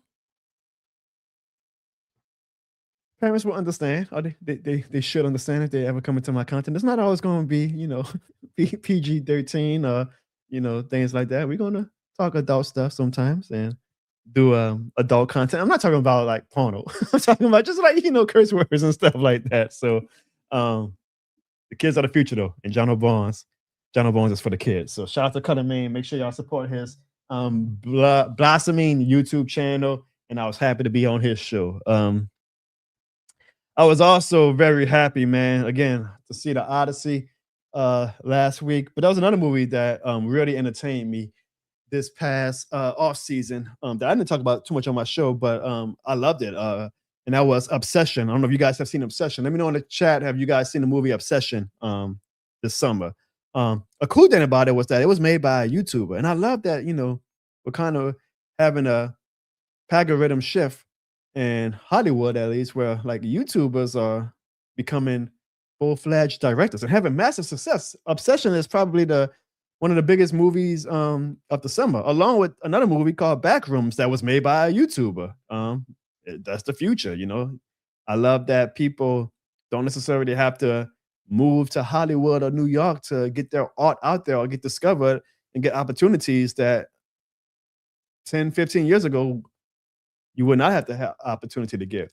I'm hopeful that I follow that pathway in my niche with sports and whatnot. That a kid from New Orleans was able to grow into a national audience, and all I was able to do was just post my stuff on YouTube and showcase my art, if you will, and grow from it. So, Obsession was a really good movie. It was a really good movie, and it inspired me. Inspired me that a YouTuber was able to make such a good movie like that. And I was like, well, damn, Jono, what's stopping me?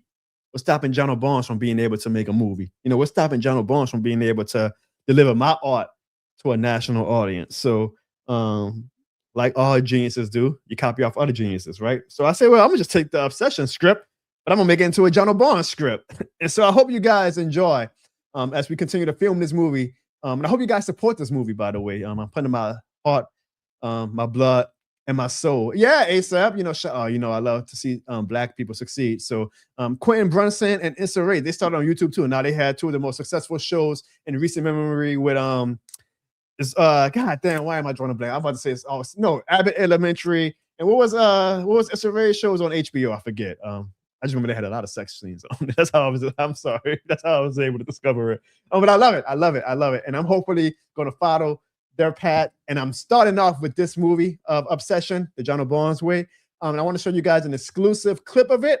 I hope you guys enjoy it. Like I said, I'll put my mind, my body, and my soul into it. A lot of blood, a lot of sweat, a lot of tears. But I really think you guys are going to enjoy it.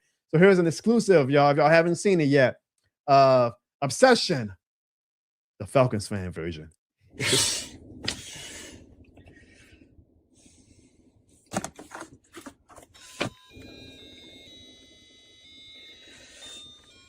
I wish I could be a fan of a team that actually can win a championship and bring me happiness.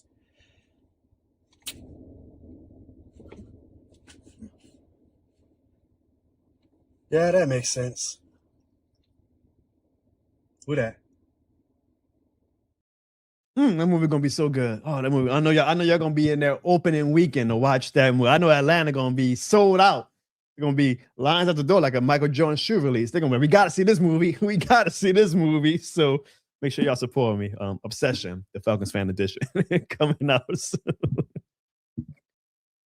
Oh, I've been on the Falcons ass so hard the past few weeks. I love it. Football is back, y'all. Football is back.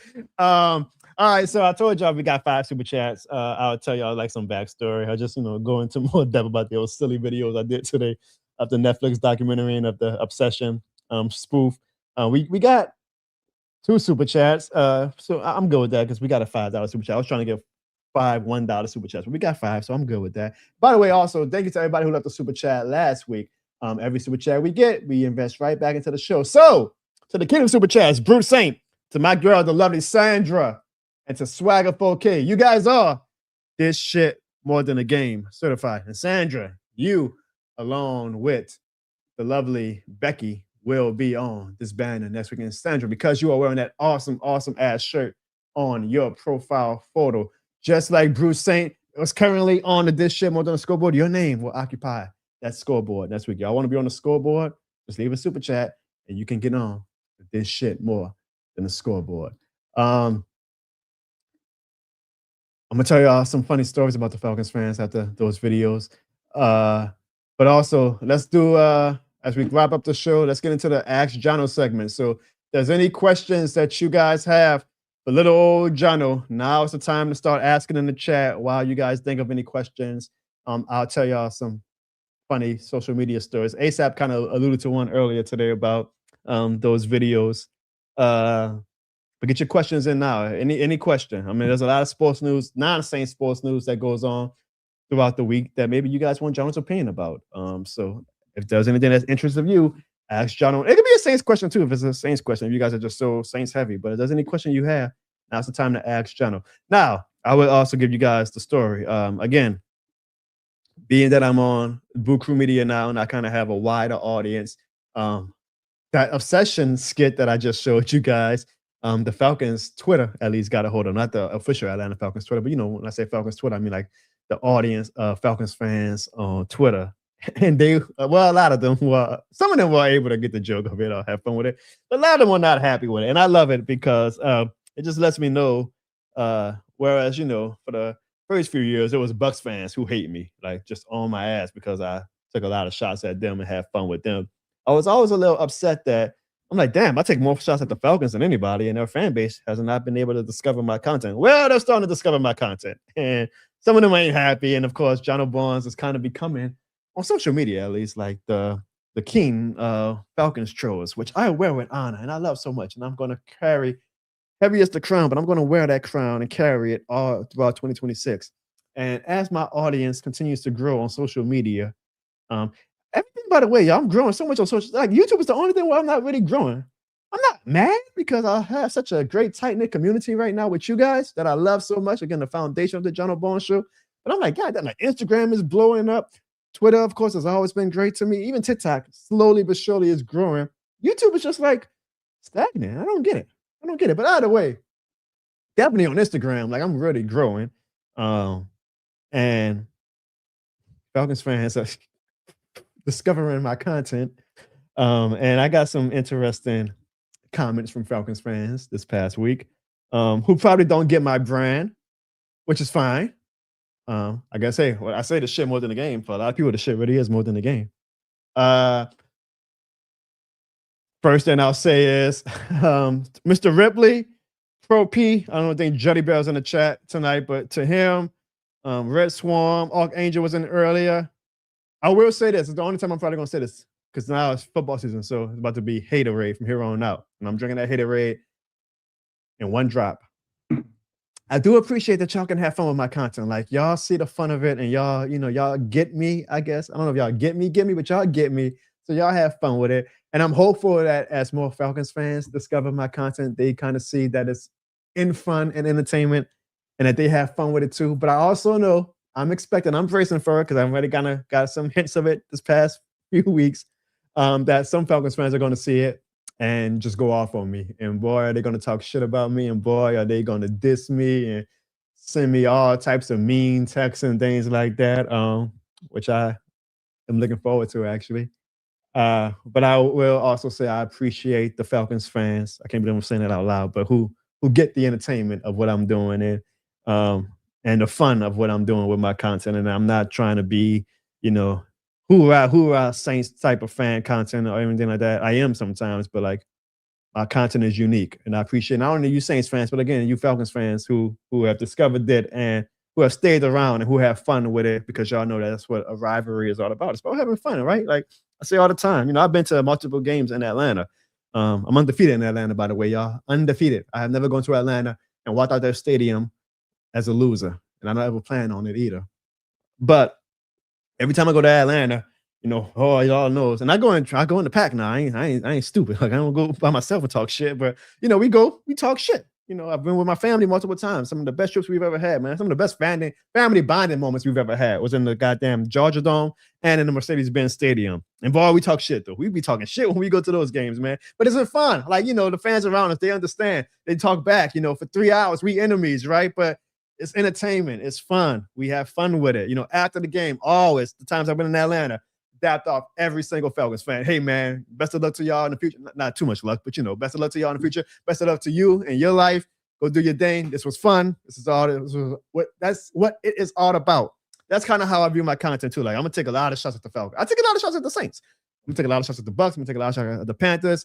I understand that opens me up to a lot of hate from fans who see it and be like, F this guy, you're whack, you're lame, you look like a goddamn El DeBarge wannabe, blah, blah, blah, whatever. I just hope that, and I will appreciate the fans who see the fun of it and be like, hey, screw that guy, but I get what he's doing. I'll give him some shit back, but I also know that I can virtually dap him up after a game or after a trash talk session, because even though this shit more than the game, it's all and fun and entertainment too. And there's much bigger things out there in the world to worry about than, football trash talk. This is all entertainment to me, y'all. I've never shined from that. This is all entertainment from me. But there was one comment, not one comment, but one comment that I kept seeing a lot of, even from Saints fans, y'all. Even from Saints fans. And they were like, Jono, how could you put on that Falcons shirt? And I'm like, wow, this really, this is the thing about being a wider audience. I'm like, dude, when I first started doing this content in 2021, one of the first things I did was buy some cheap ass Bucks and Rams and Falcons and Panthers shirt, because my content is poking fun at them. I'm a Saints fan, but I need to play off of, the fan bases that we hate. So I bought the shirts for them. So I'm like, this ain't my friend. I mean, hell, y'all look at this video. Y'all see it every week on the Jono Barnes Show. Hey fans, hit the subscribe button in 3 seconds to make this Falcons fan sad. 3, 2, 1. Here in that like this ain't my first time putting on not just the Falcons. Hey fans, hit the subscribe button in 3 seconds to make this Bucks fan sad. 3, 2, 1.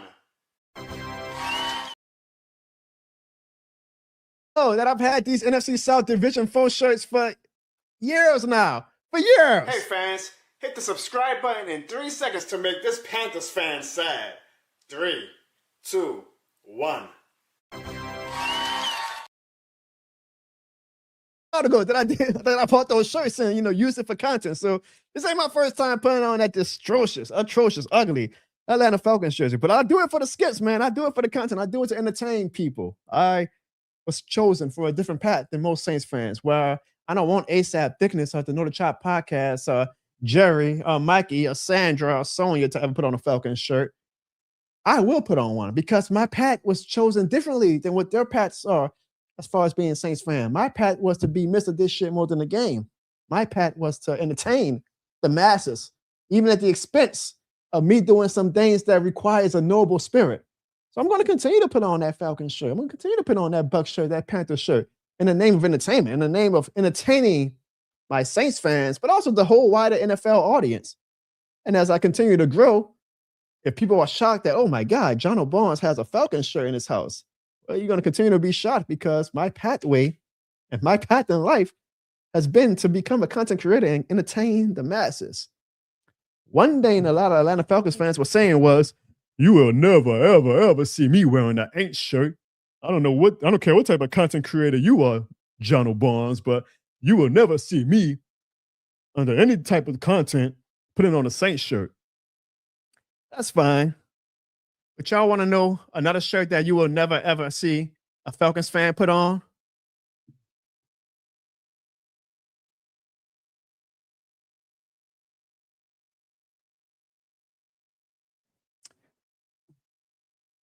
You will never, ever see an Atlanta Falcons fan put on this shirt. So while you're not putting on any Saints shirt, I also know that you will never, ever, Falcons fans, put on a shirt like this as well. So I guess you guys are just used to not being able to put on certain shirts, right? Couldn't be me. But I applaud y'all's effort and passion to the rivalry. I love it. I absolutely love it.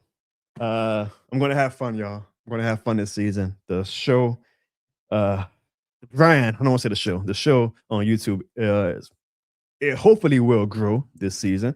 But the brand itself is growing. I'm not going to say specifically what brands, but that's, I always joke. I say, let's hear a word from one of our sponsors, and then I play this video.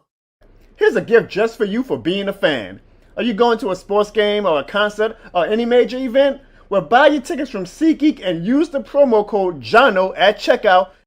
And SeatGeek has kind of been like my only sponsor, right? and I use the word sponsor loosely. It's just kind of like a commission thing. Well, ASAP, by the way, ASAP Dickens, if you're still in the chat, she's used that code recently. And that's why she's able to go to the Saints game this season. So if y'all want to save money on y'all tickets, use the promo code JONO on SeatGeek.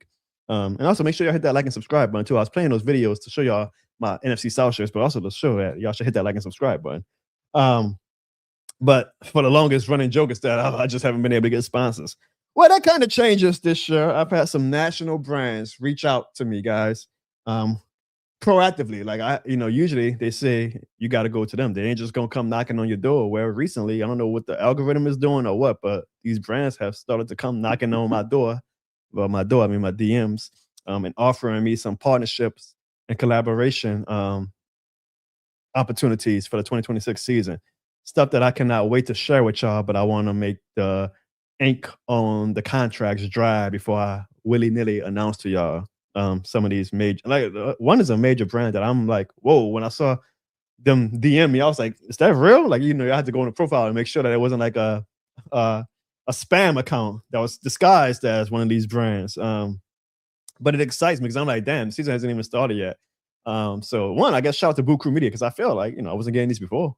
Boo Crew Media started posting my videos, so maybe my audience reach is growing because of that. But it's growing because some of these national brands are starting to recognize me and they like what I have and they want to be a part of it and they want to use what I always use for my audience is authentic. And I think they're starting to see that. And I'm very humbled that they are. So that means that this season, y'all, you're actually going to see on the Jono Barnes Show, like some actual legitimate sponsorships and packages. And we're going to have fun. It ain't going to be just typical, hey, go buy this product. It's great. Like, my hope, still have a conversation. So I say, hey, if you guys want Jono Barnes, you obviously saw my content and like it for whatever reason. Like, well, then I want to keep it authentic to what I'm doing. Like, I can usher in a product and keep it authentic to my content and not just be an ad read or anything like that. Not that I'm above ad reads or anything. I'll definitely take them. But I want to, again, it's kind of like, I just want to showcase that I'm different than other people, unique. Like, it's not just, hey, you guys use this promo code and, blah, blah, blah. Like, if you guys want to utilize Jono Barnes, I can give you guys a Jono Barnes content experience. So I'm excited about what that possibly can look like. I guess this is a tease to you guys, but just know that we're going to have some sponsorships and partnerships in 2026 that I'm very, very excited about. And I always come back to that to say, because of you guys, on YouTube, I do not have the biggest audience. For whatever reason, YouTube's kind of plateaued. I have a theory on why, but whatever. Instagram, though, is picking up steam. TikTok is picking up steam. Twitter has always been great to me. These brands are starting to notice. I think mainly on Instagram, I'm really going to grow this season. I'm saying that as a hope, but also as a manifestation, but also as a true belief. I mean, if I already got multiple potential sponsorships coming y'all way, or coming my way, but you guys are going to see it, obviously. Then the sky is the limit, I guess, right? The sky is the limit. So it goes back to Sandra's question about the voicemails, and she was saying, you got a lot of content planned this year. I do, Sandra. I have a lot of content planned. I have a lot of personal goals set for what I want this brand at least to be. And I'm hopeful that the YouTube channel is a part of it. If not, it is what it is. I'm still going to do this show because I love you guys, and this is a genuine hobby of mine. You guys make it. Like, if you guys wasn't, obviously, if nobody was watching, I wouldn't do it. But when I'm planning the show and whatnot, I'm doing it because I'm like, I can't wait to hear from Sandra. I can't wait to hear from Jerry. I can't wait to hear from Sonia and Mikey and even the Falcons fans. I can't wait to hear from them tonight. I can't wait to hear from you, Tommy. I can't wait to hear from all of you guys who tune in week in and week out. Bruce Saint, ASAP, B Creel, Know the Chop, my guy. I appreciate all y'all. And I'm hopeful that the YouTube catches up to what the other social media algorithms are doing and starts to push Jono Barnes. Here's my theory, by the way, of why. What up, Real Fan Sports? Hope y'all supporting him and his YouTube channel too. That's my guy. Been my guy for 4 years now. He ain't surprised to see me in the Falcon Show. He knows the content that I do. My theory on why the YouTube channel though just kind of plateaus a little bit, and whereas I'm getting close to finally 10,000 on Instagram. Well, that's my goal at least. I'm about to get to 8,000 on Instagram. I think I could get to 10,000 by the end of the season. Fingers crossed. It's because if you watch my videos, like if you go on my video page on YouTube and you click popular, there's a tab where you can click popular to see like the person's most popular videos. My most popular videos on YouTube is one called French Bulldog Surprise, when I surprised my wife with our dog Shady for the first time in 2019. This was when I even was doing content. I just put it on YouTube because I wanted to show the family. And my second most popular video is me and my brothers doing our WWE entrance at my wedding reception. So this is videos that got like over 250,000 views, I believe. Awesome for my engagement and my, I guess, YouTube money from the video, if you will. But a wrestling video, I ain't making no money off it because I have the copyright music. But all that to say, I think it confuses the YouTube algorithm. I really do. Like, I think that they go, well, his most popular video is a French Bulldog surprise and a wedding reception video. So we want to push his videos to the wedding audience and the Bulldog audience and not the Saints audience, even though y'all know 90% of my videos on here now are basically Saints videos, right? Or New Orleans or whatever. But the algorithm, for whatever reasons, this is my theory. I don't know if it's true or not. It sees that my most popular videos are non-Saints videos, and I don't think I get pushed out to the general Saints audience as much as other Saints content creators are, which is fine. I love those other Saints content creators. I'm not trying to say this to be shade to the other Saints content creators, but it just feels like YouTube, for whatever reason, just the algorithm has not been able to figure me out enough. They push my shit on Sundays during the season for like the reaction videos, but they don't push my stuff out like I feel like they push out a lot of content creators. And it always confused me. All I have to say, Instagram is starting to figure me out, and Instagram is pushing my shit out, which is why I got brands coming up to me in my DM saying, hey, we see what you're doing. We want to work with you. I'm hoping that YouTube gets on that train eventually. If not, I'll probably pivot. We'll see. But Instagram, for whatever reason, and I think it's because of Boo Crew Media, it's finally starting to pick up on that algorithm and say, hey, this Jono Barnes guy, we need to push him out to football fans and New Orleans sports fans or whatever, because clearly he's got something that's working. I hope YouTube gets that goddamn memo. But I'm glad that Instagram is, because I've learned also in my content creation career that a lot of these brands, the first thing they go to now is Instagram. They don't go to YouTube. They don't go to Twitter, which sucks because Twitter's my biggest audience. They go to Instagram. And for the longest, I was kind of putting Instagram on the wayside because I was like, Instagram is whatever. I'm focused on YouTube and Twitter. But I started finally putting some effort into Instagram, and it probably was for the best because Instagram and TikTok are like the two things that these businesses go to and say, we want to advertise with you on this platform. YouTube to them is going to be a bonus. But I'm glad that they are, because that means that I'm going to continue to grow, and you guys are going to see the effects of that on the Jono Barnes Show and elsewhere. So again, thank you guys. Watch out for some fun things. To the Atlanta Falcons fans who are going to discover my content this season, get ready for a wild ride, because I am this shit more than the game certified, and you guys are going to either love me or hate me, but you're one thing for sure, you're going to tune in every goddamn week to see what that Jono Barnes guy is up to. All right, that was just some housekeeping items, y'all. I wanted to give y'all a little bit of a behind-the-scenes look. Y'all know y'all are true to the Jono Barnes Show, so I know some of y'all are actually interested in, Jono Barnes' actual life and career. I wanted to give you guys a little heads up on where the channel and where the brand, I guess, is going. I told you guys we were going to do the Ask Jono segment. Let's get to the Ask Jono segment. You guys probably asked questions like 15 minutes ago at this point, and I was just rambling. So let me see if I can catch up to the Ask Jono questions, and then we'll wrap up this show. All right, I think ASAP asked the first one right here. All right, she says, Jono, what was your first thought when you seen the Vita Vea news? I'm excited because I love to see any division opponent go through turmoil. If y'all haven't seen the news, Vita Vea, star tackle for the Tampa Bay Buccaneers, asked for a trade yesterday because the Buccaneers and him have not been able to get to a brand new contract. But I also know that negotiation tactics like this are common during the start of training camp when a player wants a new contract. And so if he doesn't have one by the start of training camp, he either holds out and doesn't practice, or they ask for a trade. We saw that with Terry McLaurin last year or 2 years ago with the Washington Commanders. We see it all the time with players. So I can see a world where the Bucs and Vita Vea do work it out, but any type of turmoil with any NFC South team is always good news for the Saints. And to me, it's just kind of one of the signs that the Buccaneers are closer to the end of this era than the beginning. And I do believe that the future is of Tampa Bay rebuilding rather than contending. So good news for the New Orleans Saints. I was not mad at Vita Vea for asking for a trade, even if he ends up renegotiating his contract. Pro P asks, Jono, who is going to cover Bijan? Pro P, I'm going to be honest with you. Ain't nobody out there that could cover Bijan. He is the best running back, in my opinion, in the NFL. You guys got a star. I'm a real guy. You know that. I talk shit, but I'm a real guy. Bijan Robinson is a star. I hate that he is an Atlanta Falcon. Same way I hope you guys were able to come to grips with, damn, you know what? It is what it is. Can't nobody cover Alvin Kamara when Kamara was in his prime. I feel the same way about Bijan Robinson. I just hope that we cover him enough or effectively enough that we can win a game against you guys this season. But there ain't nobody gonna cover Bijan Robinson. There ain't. He's a fucking star. He is a star. I will not take that away from you guys. Bijan Robinson is a star. Talented Mr. Ripley asks, Jono, what's your thought on the suspicious behavior of the so-called friends of Nolan Well? See, this is why I like to ask Jono. Saying it ain't just about sports like this. Y'all can ask me anything. Apology. No, it's not too touchy. I have not done a deep dive into the story, Mr. Ripley, because stories like that always just eventually make me pissed off. And I try to live in a world where I see things from a positive, and I try to focus on good stories in life instead of stories that I know are just going to piss me off and make me realize, like, how can the world be so cruel to people?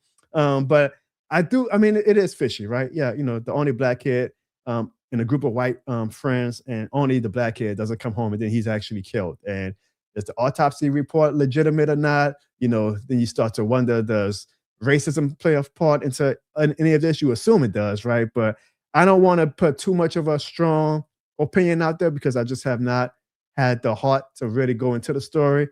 But I will say this. I hope that his family can find the answers and that they can find peace, and God rest his soul, because that is such a tragic story. And it breaks my heart. And I hope that justice is served for his family, and we ultimately find out one day what happened to Nolan Wells. So my best to his family and my prayers to everybody who's affected by his death. The Know the Chop podcast asks, what position concerns you the most that we did not address? Secondary. I think I've said this before. I think secondary is going to be the position that if we do not live up to the hype, I see a world where we are in December saying, damn, man, the secondary was just a Achilles heel for us all season long. So that's a position where, and I don't even know if we had to address it, but this is definitely a season where the secondary players need to show that they are worthy of us investing in them going forward, especially Kool-Aid McKinstry. So that position concerns me the most. And if it does become that the concerns were valid, then we definitely will be addressing it in 2027. That's for damn sure. Know the Chop podcast asks, Jonathan, with SummerSlam this weekend, what match are you looking forward to the most? Speaking of SummerSlam, see, even though it pissed me off a lot, I do got the WWE feature on my This Shit More Than a Scoreboard now. And the match that I am most excited for, is it this one? No, it's not. Is Oba versus Brock in Hell in a Cell. That match, I mean, that build up throughout the whole feud has just been incredible. I give WWE shit for a lot of things, but they got this Oba and Brock feud. They batted 100. Well, maybe not 100, because I feel like I don't think Brock needed to beat Oba at the last event, but it's set up for this third rubber match in Hell in a Cell, and I'm really looking forward to that match this weekend. I thought it was going to be hyped up as Brock Lesnar's last match, but there you go, right there, Oba and Brock. But maybe it's not. But either way, I think it should be a really great match, and I'm looking forward to. I'm assuming Oba's going to win, and that really puts the rocket ship on Oba going forward. All right, any more questions? Know the Chop also asks, Jono, what are your thoughts on LeBron signing with the Sixers? I was legitimately shocked. Of all the teams that they say he had interest in, Sixers was like at the bottom of the list of the teams that I thought he was actually going to go to, right? We all thought it was going to be out of Miami or Cleveland, maybe Golden State in one of those little, grandfather tours of all the classic NBA stars on their final run. So when he signed with the Sixers, I was like, holy moly. And it pissed me off because y'all know Sean. If y'all remember Sean, he actually used to come on the show. He's a Rams fan and a Sixers fan. I know how, as a person from New Orleans, not a fan of the Pelicans and the Saints, but I'm like, damn, he got Myles Garrett and LeBron James and whatnot. Like he's winning. He pisses me off that he always gets rewarded by the sports gods. So I was shocked, Know the Chop podcast, to see it. It's going to be interesting to see. I think the Sixers definitely become a top team in the East. Do I think that they are a championship favorite? No, I still think it's OKC and San Antonio. But I definitely think the Sixers will be able to give the New York Knicks a run for their money. And it's all going to be based off of Joel Embiid's health, though. They got to make sure that Embiid is healthy enough come next April so that he can make it to the playoffs. Because if Embiid is healthy, then absolutely, I think the Sixers will be in the finals. But it is all dependent on Joel Embiid. But Jaylen Brown, LeBron James, Tyrese Maxey, Joel Embiid, that's a good team, man. That is a really good team. I'm excited to see what they do in the East this year.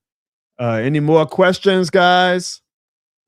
Know the Chop asks, I'll be at Saints training camp on August 3rd. If anybody will be out there, come through and chop it up because you know this shit more than the game. Well, then Know the Chop. Let them know where they can find you on August 3rd at the training camp. And if you don't know yet, at least tell them to follow you on your social media pages so that if they are going on the camp on August 3rd, where they can find you. God bless y'all, because it's hot, man. I ain't gonna see me in that heat. I'll see y'all in the Superdome and air conditioning in September. It is hot, but God bless y'all, man. I hope y'all have a great time at the training camp. You see, Real Fan Sports says I might be out there. So hey, y'all link up and see where y'all both gonna be at, and maybe y'all can. I love seeing Twitter people, social media people, YouTube people get together. It's a beautiful thing. That's the beauty of the world. Like, you get the sad stories like what happened in Northern Wales, like trying to focus on the positive things. Like, how awesome would that be if Real Fan Sports and Know the Chop podcast meet and, become genuine friends in real life? That's a great thing. Slim South asks, where is y'all are the co-hosts now? Y'all are the co-hosts. TBD, just like I told Sandra about the voicemails, TBD. We'll see about co-hosts this year. I will say, a co-host is probably best for me. My mouth gets a lot tired. I'm already like sucking for air right now. Like I need water. I'm going on 2 hours as a one-man show. I'm doing the only talking. I'm reading y'all comments and stuff. Y'all helping out greatly with the engagement. But a co-host is really good to, if anything, catch your breath a little bit. So we'll see if the people who actually used to be co-hosts are actually committed this year. TBD. TBD. That's all I'll say. TBD. Bonkers says we need to find a sponsor to give a free shipping of any. Yeah, hey, maybe in the future. If we continue to grow, Bonkers, maybe we'll have fun with stuff like that. So we will see. That's not really a question, but ASAP says, did we see them ugly ass Bills and Rams jerseys? They were all right. I don't think they were ugly, ASAP, but you know, at the end of the day, it's about jersey sales, and that's why we get 1,000 alternative jerseys every year. But thankfully, I'm actually happy that the Saints don't fall down the trap of alternate jerseys, and we stay with our traditional uniforms most of the time. But they need to wear the gold pants more. I'll die on that hill. What a goddamn gold pants, Saints. Pro P asks, how much for you to cover the Falcons positively? Everybody has a price. Where's the Tad DiBiase? Everybody has a price, Pro P. So you give me $28,300, I'll do a Falcons show for y'all. I love money. I love my Saints, but I love money. So $28,300, I would gladly cover your Falcons, Pro P. Sandra asks, is it too early to make a season win-loss prediction? In general, it's never too early. You're a fan. Knock yourself out. On the Jono Barnes Show, yes, because we are going to do that for the season preview show. So save it for the Jono Barnes Show. But if you want to just do it on your own accord, you know, privately, knock yourself out. You're a fan. That's what being a fan is all about. No the Chop podcast says, Jono, Troy or Gladiator? I have not seen Gladiator. Do not kill me. It is in my queue right now. I will watch it before the season starts. Hopefully I'll watch it before next Tuesday, and I'll come back on the show and ask you. I'll answer the question for you. Troy was pretty solid. It wasn't, I mean, my issue was I saw Odyssey first, right? So now I'm into these Greek stories. So after watching Odyssey, to watch Troy, you're like, woo. And I know that it's turned to a political discussion, you know, because Goff, I don't understand how these people are just so miserable, and they dictate their whole lives to being miserable. Like, are you seriously miserable about an Odyssey movie? But that's social media, and these grifters are letting their cult members be mad about a goddamn Odyssey movie. So they're using Troy like to say, this is how it should be. You know, this is what real beauty looks like. This is what the Odyssey story really is. Man, miss me with all that. Odyssey is like up here. Troy was like right here. Good movie, but ain't nothing up to with the Odyssey. But I'm hoping that I watch Gladiator soon, and I'll be able to answer your specific question about Troy or Gladiator. Aaron, what's up, Aaron? Aaron, you must be new. I don't think I've seen your name on the show before. How concerned are you about the cornerback depth? I just answered that, Aaron, but I want to say concerned like I'm losing sleep over it, but I do think that is an issue that we have to watch as a fan base, because I think that they could probably be the Achilles heel for the Saints in 2026. Mr. Ribley asks, realistically, how strong of an opponent you think we honestly are? I've said all offseason, I think every NFC South fan base has good reason to come into the season feeling like they can win the division. The Falcons have talent. Y'all just don't have a quarterback, in my opinion. Like, honestly, if y'all had Tyler Shook, I'd be like, y'all are the favorites to win NFC South. I don't believe in Michael Penix and Tua Tagovailoa. Are those two good enough to maybe win average division? Absolutely. Do I think the division is going to be average? I mean, it's NFC South. You never know, but maybe. Do I think you guys are? I mean, it's the Saints and Falcons. Like, even if you guys were 0-14 and we were playing y'all in week 15 and then in week 17, I'd be scared because I'd be like, the Falcons are always going to bring it for the Saints. So I think you guys are a formidable opponent. I think you guys, there's a world where you guys actually can win a division, yes. But I also think there's a world where the Falcons and the Bucs can win a division. And there's a world where I live in where I believe it's going to be the Saints that win the division. But I don't think you guys are going to be like a top five bottom team, a bottom five team. I think you guys are going to be a formidable opponent. I just think that the Saints are a little bit better. And honestly, it's because we have Tyler Nathan Shook and y'all don't. All right. That's a good question to go off to. I appreciate you guys. Ooh, I'm tired. Yeah, maybe I do need a co-host, huh? Maybe I do need a co-host. But you guys were amazing co-hosts tonight. I appreciate every single one of you guys. I love that y'all were able to get y'all Falcons trash talk in the chat while also staying on topic of the show and being great co-hosts to me and giving me some good engagement. So I am excited, y'all. Training camp officially starts tomorrow. You know, we're going to see our guys in practice. We're going to see our guys running routes, doing plays. Can't wait to see the first reports about how the team looks. Always remember, don't get too hyped, but don't get too down either.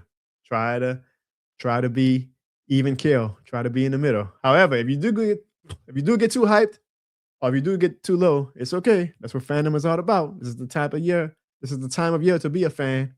But just remember, being in the middle is probably the best for your health and for your sanity. It's gonna be fun, y'all. The Jono Barnes Show ain't going anywhere. Ain't no more vacations. We are back. We are here. I got some good guests lined up for you guys moving forward. For a small YouTube show, I'll tell y'all what, y'all community, because of y'all loyalty, y'all gonna get some top of the line guests. People are gonna be like, damn, I should have been a fan of the Jono Barnes Show because this guy is giving his audience some damn good quality content. And y'all deserve it. Y'all absolutely deserve it. You guys are, like my guy Slim South, this shit more than a game certified. I think this is gonna be very much a this shit more than a game season. So y'all see y'all next week. Saying this shit more than a game time. Same. This shit more than a game channel. Juno.